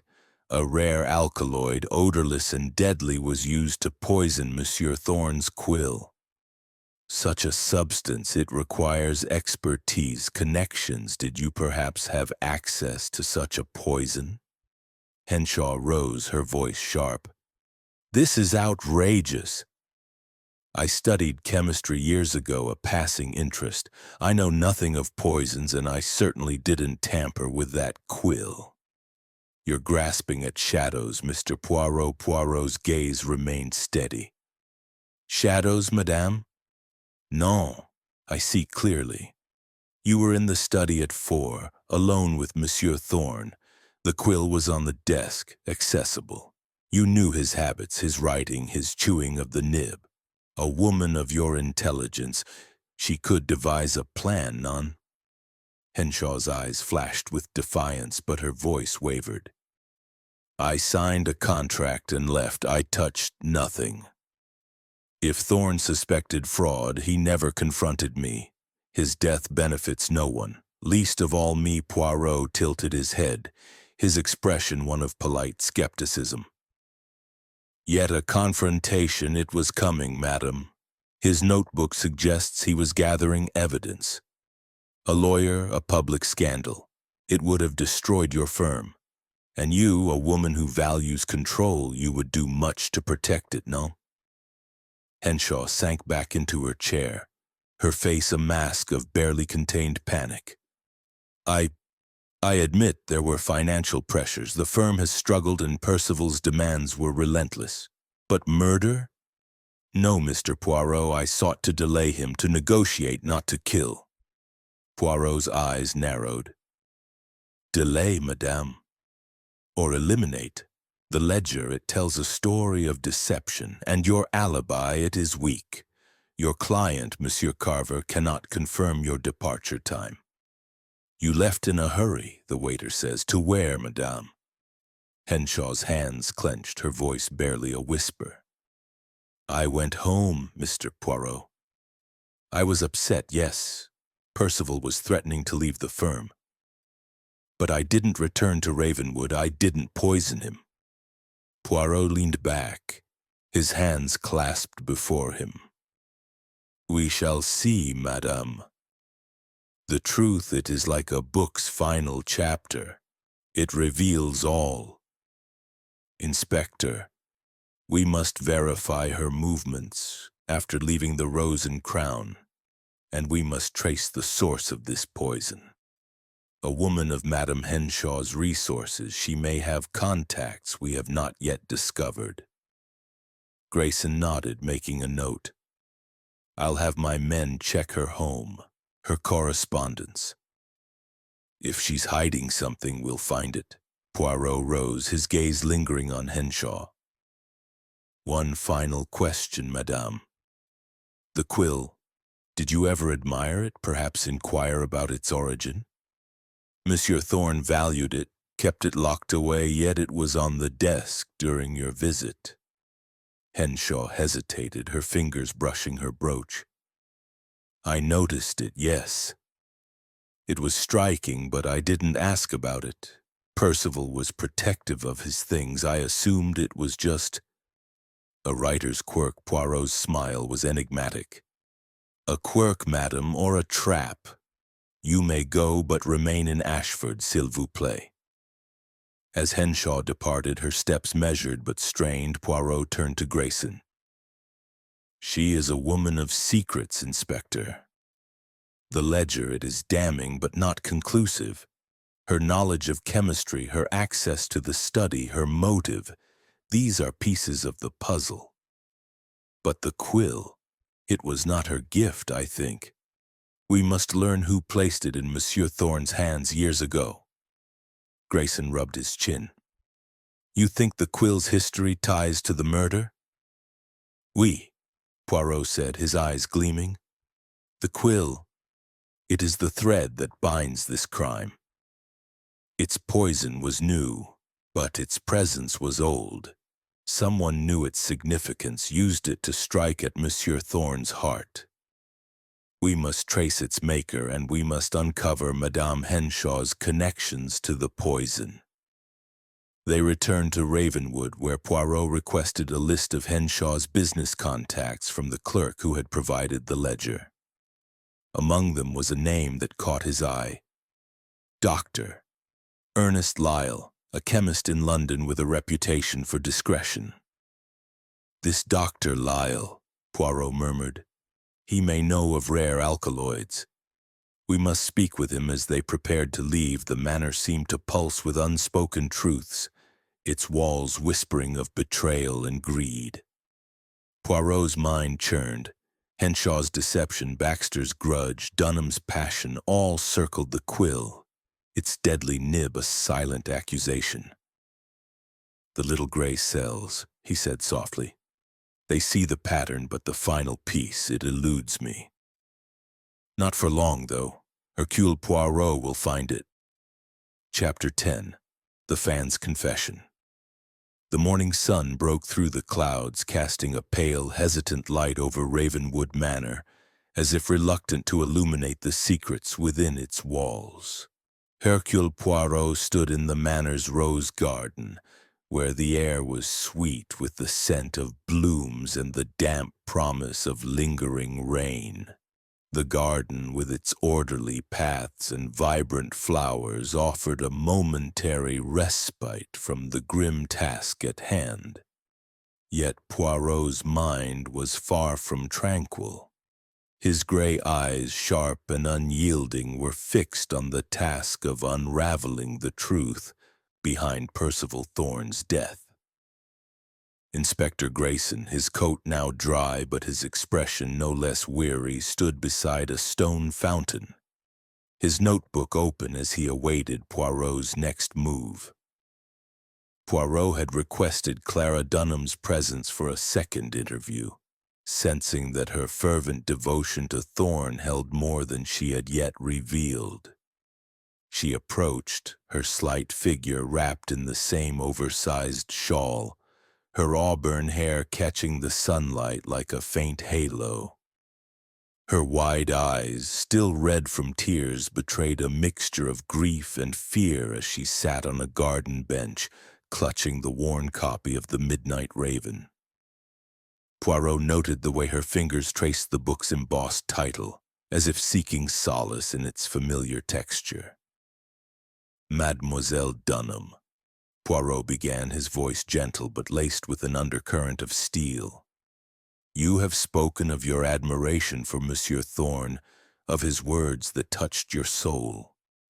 Yet admiration, it can become a burden, none, a weight that presses on the heart until it breaks. I ask you now to tell me the truth. What happened during your visit to Ravenwood and what lies behind your devotion?" Clara's hands trembled and she looked away, her gaze fixed on a rosebush as if it might shield her from Poirot's scrutiny. "I've told you, Mr. Poirot," she said softly, her voice quivering. "I brought him a book of poetry at 6 o'clock. He was kind but busy.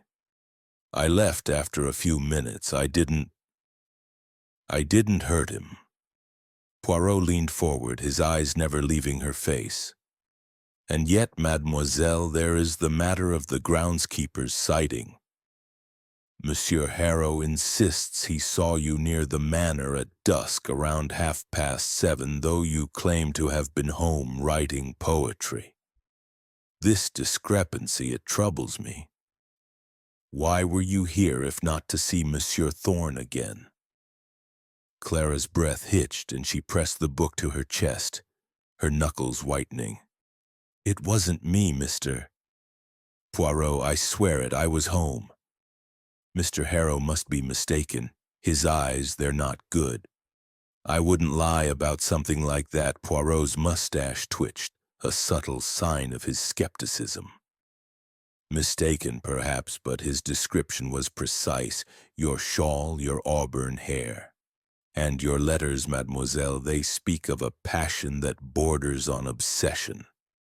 One in particular says, 'If you could see me as I see you, perhaps you would understand.' This is not the voice of a mere admirer, no. It is the voice of a heart that yearns."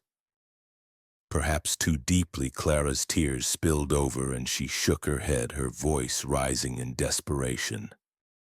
"I loved him, yes, but not like you think. His stories, they were my world. When I was alone, when life felt empty, his words gave me hope. I wrote to him because I wanted to be close to that, to him.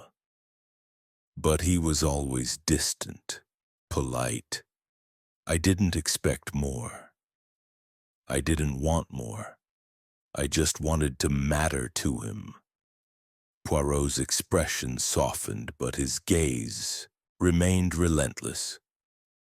"To matter, mademoiselle? A noble desire, but love, it can twist into pain when it is not returned. Did Monsieur Thorn's distance wound you? Did it drive you to act perhaps in a moment of despair?" Clara's sob broke the stillness of the garden, and she buried her face in her hands, the book slipping to her lap. "No, no, I couldn't hurt him. He was everything to me. When I saw him that day, he was tired, distracted, but he smiled. He took my book, thanked me. I left feeling happy. I'd never hurt him, Mr. Poirot." Never. Poirot leaned back, his hands clasped before him, his mind cataloguing her words, her tears, her trembling hands. "Let us return to the quill, mademoiselle. You knew it well, its carved feathers, its ebony sheen. You described it in your letters with a poet's eye. During your visit, was it on the desk, as you said, or did you see anyone near it, perhaps touching it?" Clara wiped her eyes, her voice steadying slightly. "It was on the left, where he always kept it. He was writing when I arrived, the quill in his hand. No one else was there, just us. I didn't see anyone touch it." Poirot's eyes narrowed. "And yet, mademoiselle, the quill was poisoned, a rare alkaloid applied to its nib. You, with your devotion, you watched Monsieur Thorn closely. Did you ever see him chew the nib, a habit that proved fatal?" Clara hesitated, her gaze flickering to the ground. Yes, I noticed it once or twice. He'd nibble it when he was thinking, like it helped him focus. I thought it was charming, part of his genius." Poirot's smile was faint but piercing. "Charming, oui, but deadly. This habit, it was not widely known, yet the murderer used it. You, mademoiselle, knew of it. And your presence at dusk, it remains unexplained."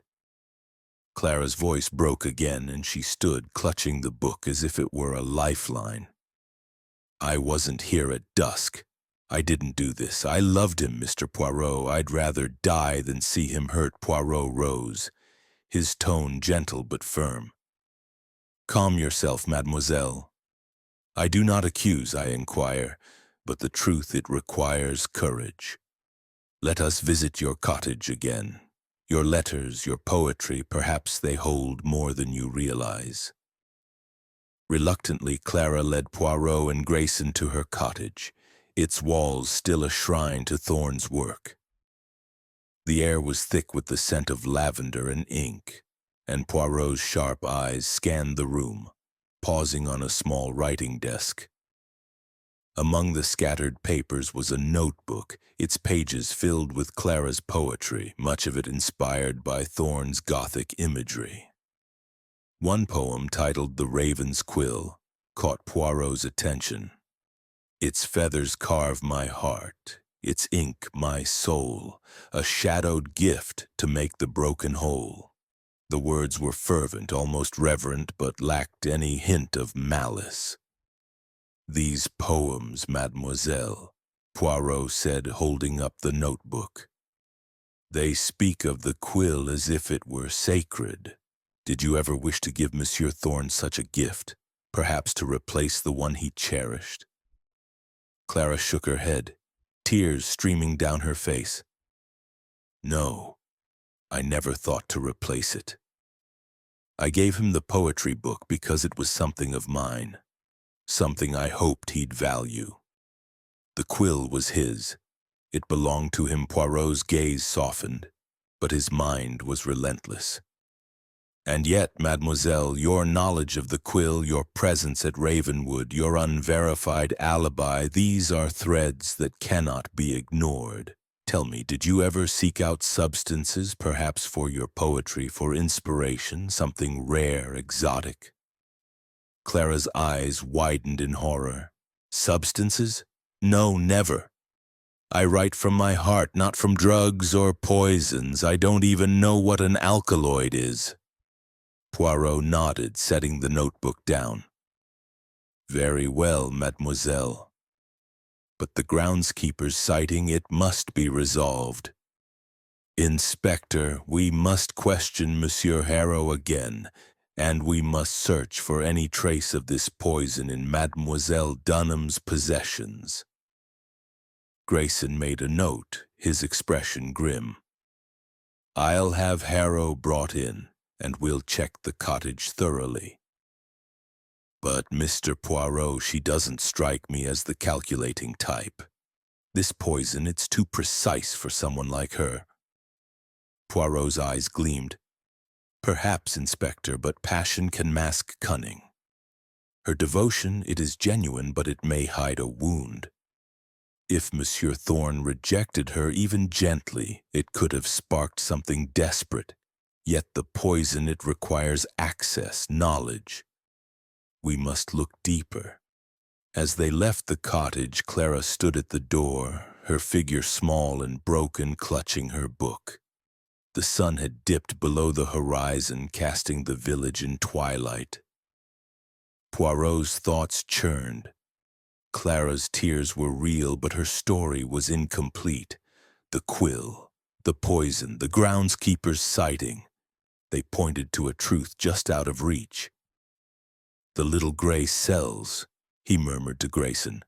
They see her heart, but not yet her actions. We are close, Inspector, very close. Chapter 11. The Final Clue. The morning mist clung to Ravenwood Manor like a shroud, its tendrils curling around the Gothic spires as if guarding the secrets within. Hercule Poirot stood in the grand hall, his small, immaculate figure a beacon of order amidst the lingering chaos of Percival Thorne's death. The air was cool, carrying the faint scent of damp stone and the echo of the previous night's storm.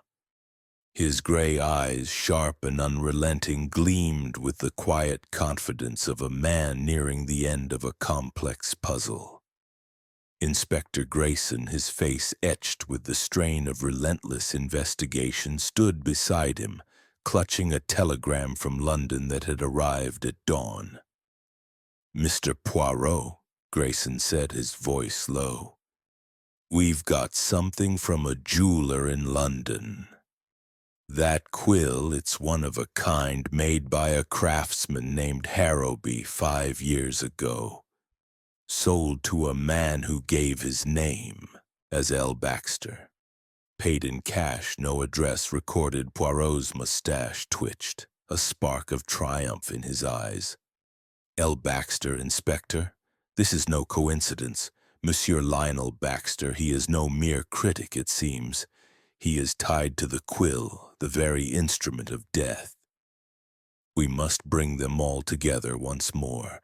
The final act approaches."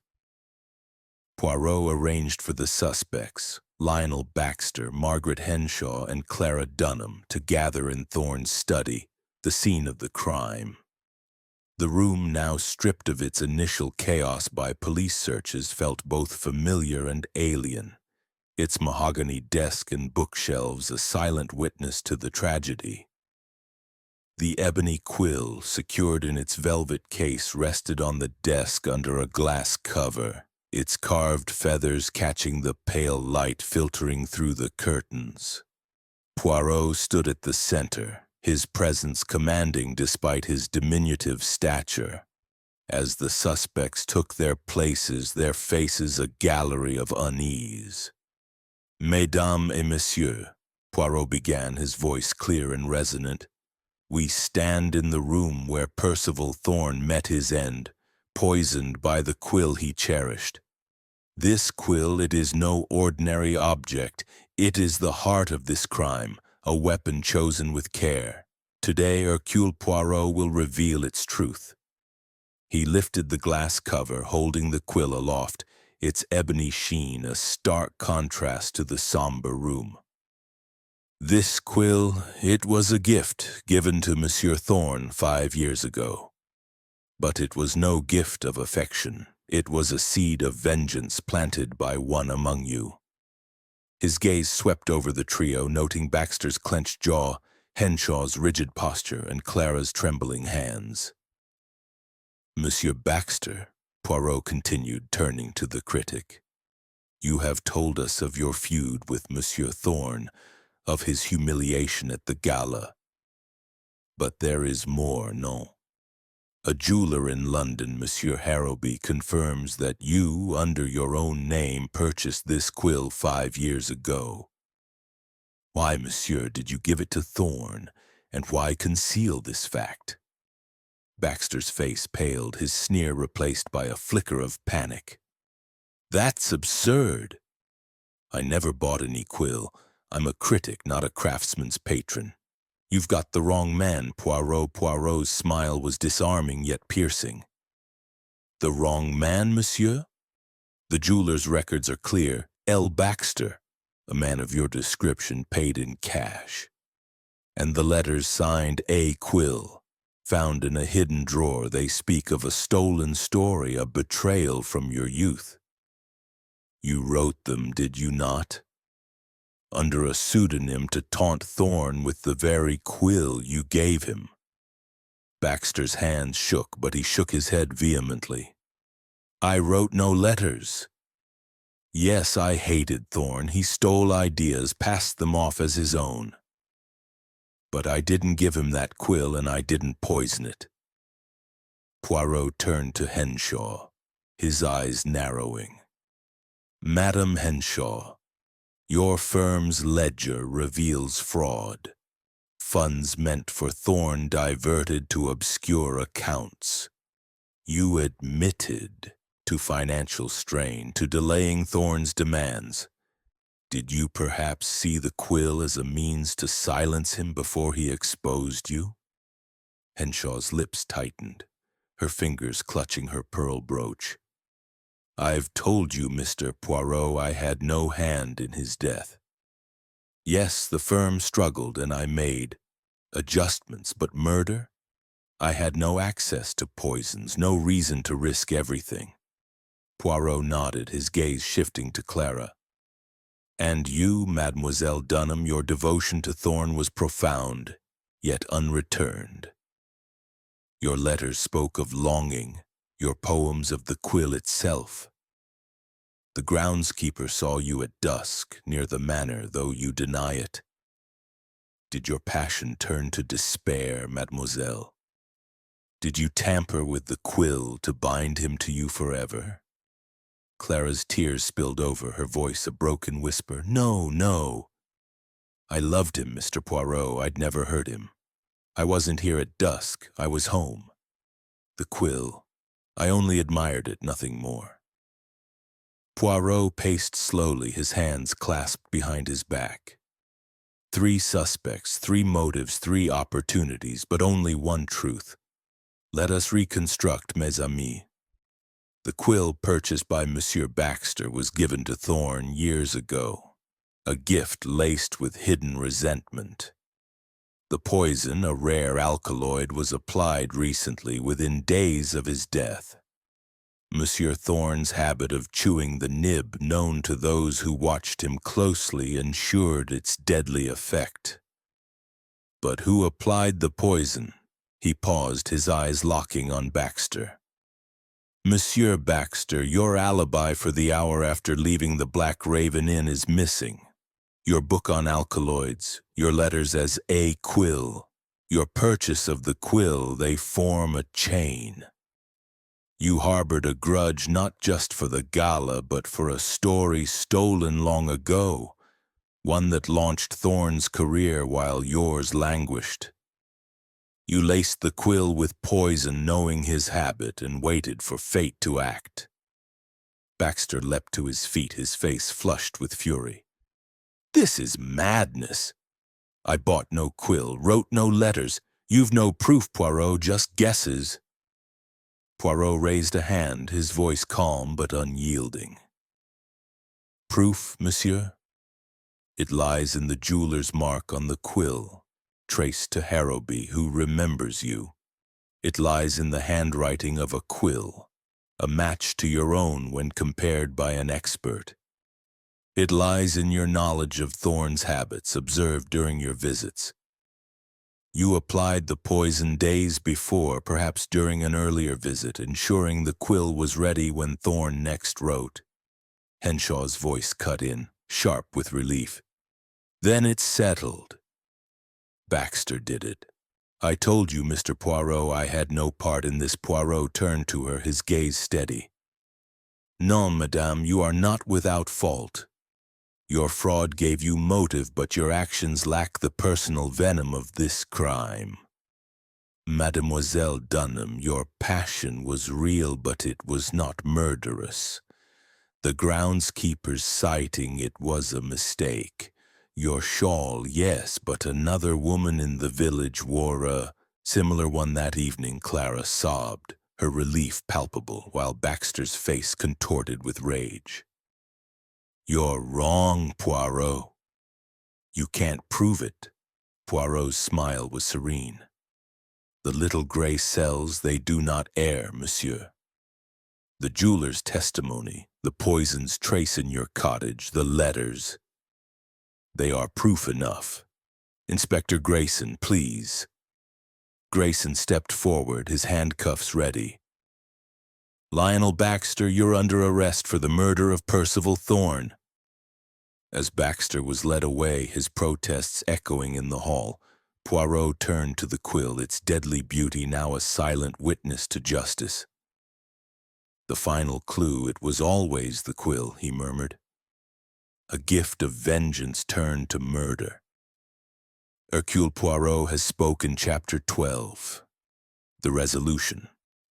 The mist had lifted from Ravenwood Manor, and a pale sun cast tentative rays across the estate, illuminating the Gothic spires with a clarity that seemed to herald the end of shadows. Hercule Poirot stood in the grand hall, his small, immaculate figure a beacon of resolution amidst the lingering echoes of tragedy.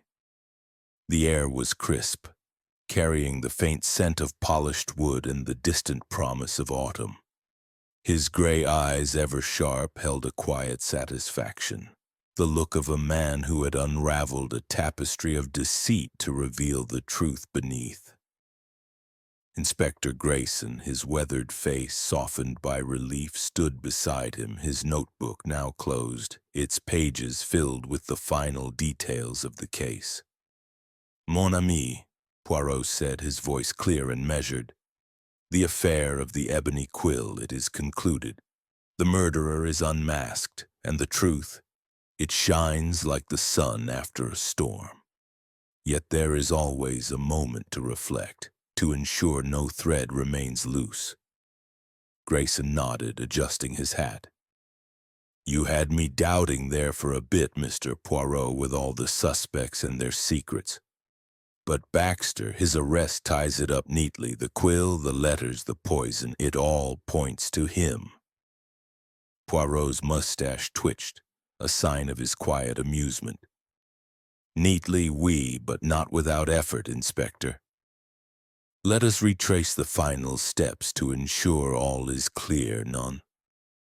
They moved to the drawing room, where the suspects had first been gathered, its somber tapestries now bathed in morning light. Margaret Henshaw and Clara Dunham were present, their faces a mixture of relief and exhaustion, summoned one last time to hear Poirot's resolution. Lionel Baxter, now in custody, was absent, his fate sealed by the evidence Poirot had meticulously uncovered.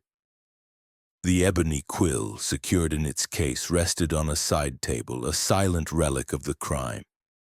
"Mesdames," Poirot began, his voice resonant in the quiet room, "the death of Percival Thorne was no accident, but a murder born of a deep wound, a betrayal that festered for years. The quill, that beautiful and deadly instrument, was the key, and it has led us to the truth." He paced slowly, his hands clasped behind his back, his polished shoes gleaming on the oak floor. Monsieur Baxter, the critic, was not merely a man of sharp words. He harbored a grudge far older than the public humiliation at the literary gala. In his youth he wrote a story, a tale of promise, which Monsieur Thorne claimed as his own. This theft launched Thorne's career, while Baxter's remained in shadow. The letters signed A. Quill, hidden in Thorne's desk, revealed this truth. A cry of betrayal, a vow of vengeance. Clara's eyes widened, her hands clutching her shawl. "He stole Mr. Thorne's story? That's why he hated him so much?" "Oui, mademoiselle," Poirot said, his gaze softening. "The quill, purchased by Baxter 5 years ago, was a gift laced with irony. He gave it to Thorne, a symbol of the word stolen from him, knowing Thorne would cherish it. But the poison, a rare alkaloid, was applied recently in the days before Thorne's death. Baxter, with his knowledge of chemistry from a book in his cottage and his access to the study during his visits, ensured the quill would become Thorne's downfall." Henshaw adjusted her spectacles, her voice steady but tinged with unease. "And my firm's accounts, Mr. Poirot. You suspected me of fraud. Did that play no part?" Poirot's smile was disarming yet piercing. "Your deception, madame, was real. The ledger showed funds diverted from Thorne, a motive for murder, perhaps. But your crime was one of greed, not vengeance. Your visits to Ravenwood were calculated but lacked the personal hatred that drove this act. The quill, it was not your weapon." Clara's voice trembled as she spoke. "And me, Mr. Poirot, you thought I might have... because of my feelings?" Poirot turned to her, his expression gentle. "Your passion, mademoiselle, was profound but not murderous. The groundskeeper's sighting, it was a mistake, a woman in a similar shawl seen at dusk.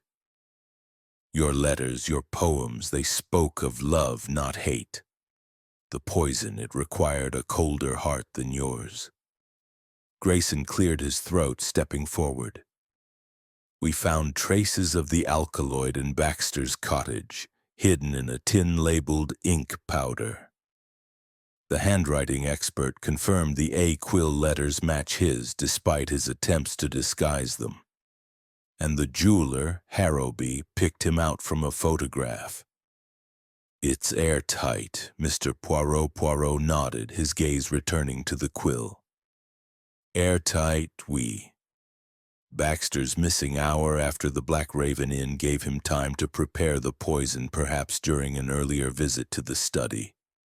He knew Thorne's habit of chewing the nib, a detail observed during their arguments. The quill left on the desk was a trap set with patience and precision. Henshaw rose, her posture regaining its usual poise. Then it's over. I'll cooperate fully with any inquiry into my firm's accounts, Mr. Poirot. I want no shadow over my name. Clara, tears streaming down her face, clutched her book. I'm glad it wasn't me, Mr. Poirot. But I'll never forget him. His stories, they'll live forever. Poirot's eyes softened, but his voice remained firm. And they will, mademoiselle. But let them live in your heart, not in obsession. Monsieur Thorne, he would wish it so. As Henshaw and Clara departed, their steps echoing in the hall, Poirot lingered by the quill, his fingers brushing the glass cover. Grayson joined him, his expression one of quiet admiration. You saw it all, Mr. Poirot, the quill, the letters, the grudge. How'd you know it was Baxter from the start? Poirot's smile was enigmatic. Not from the start, Inspector. The little gray cells, they work slowly but surely.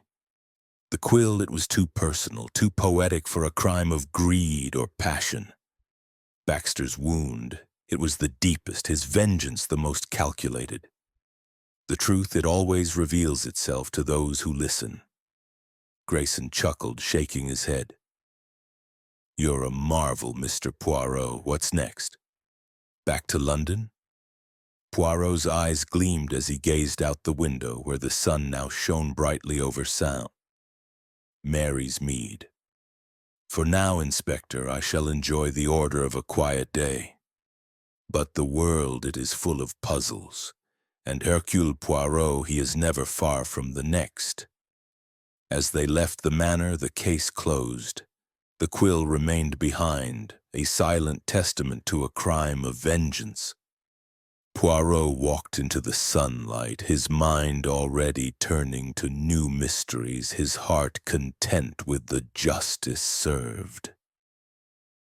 The raven's curse, he murmured. It is lifted, and the truth flies free.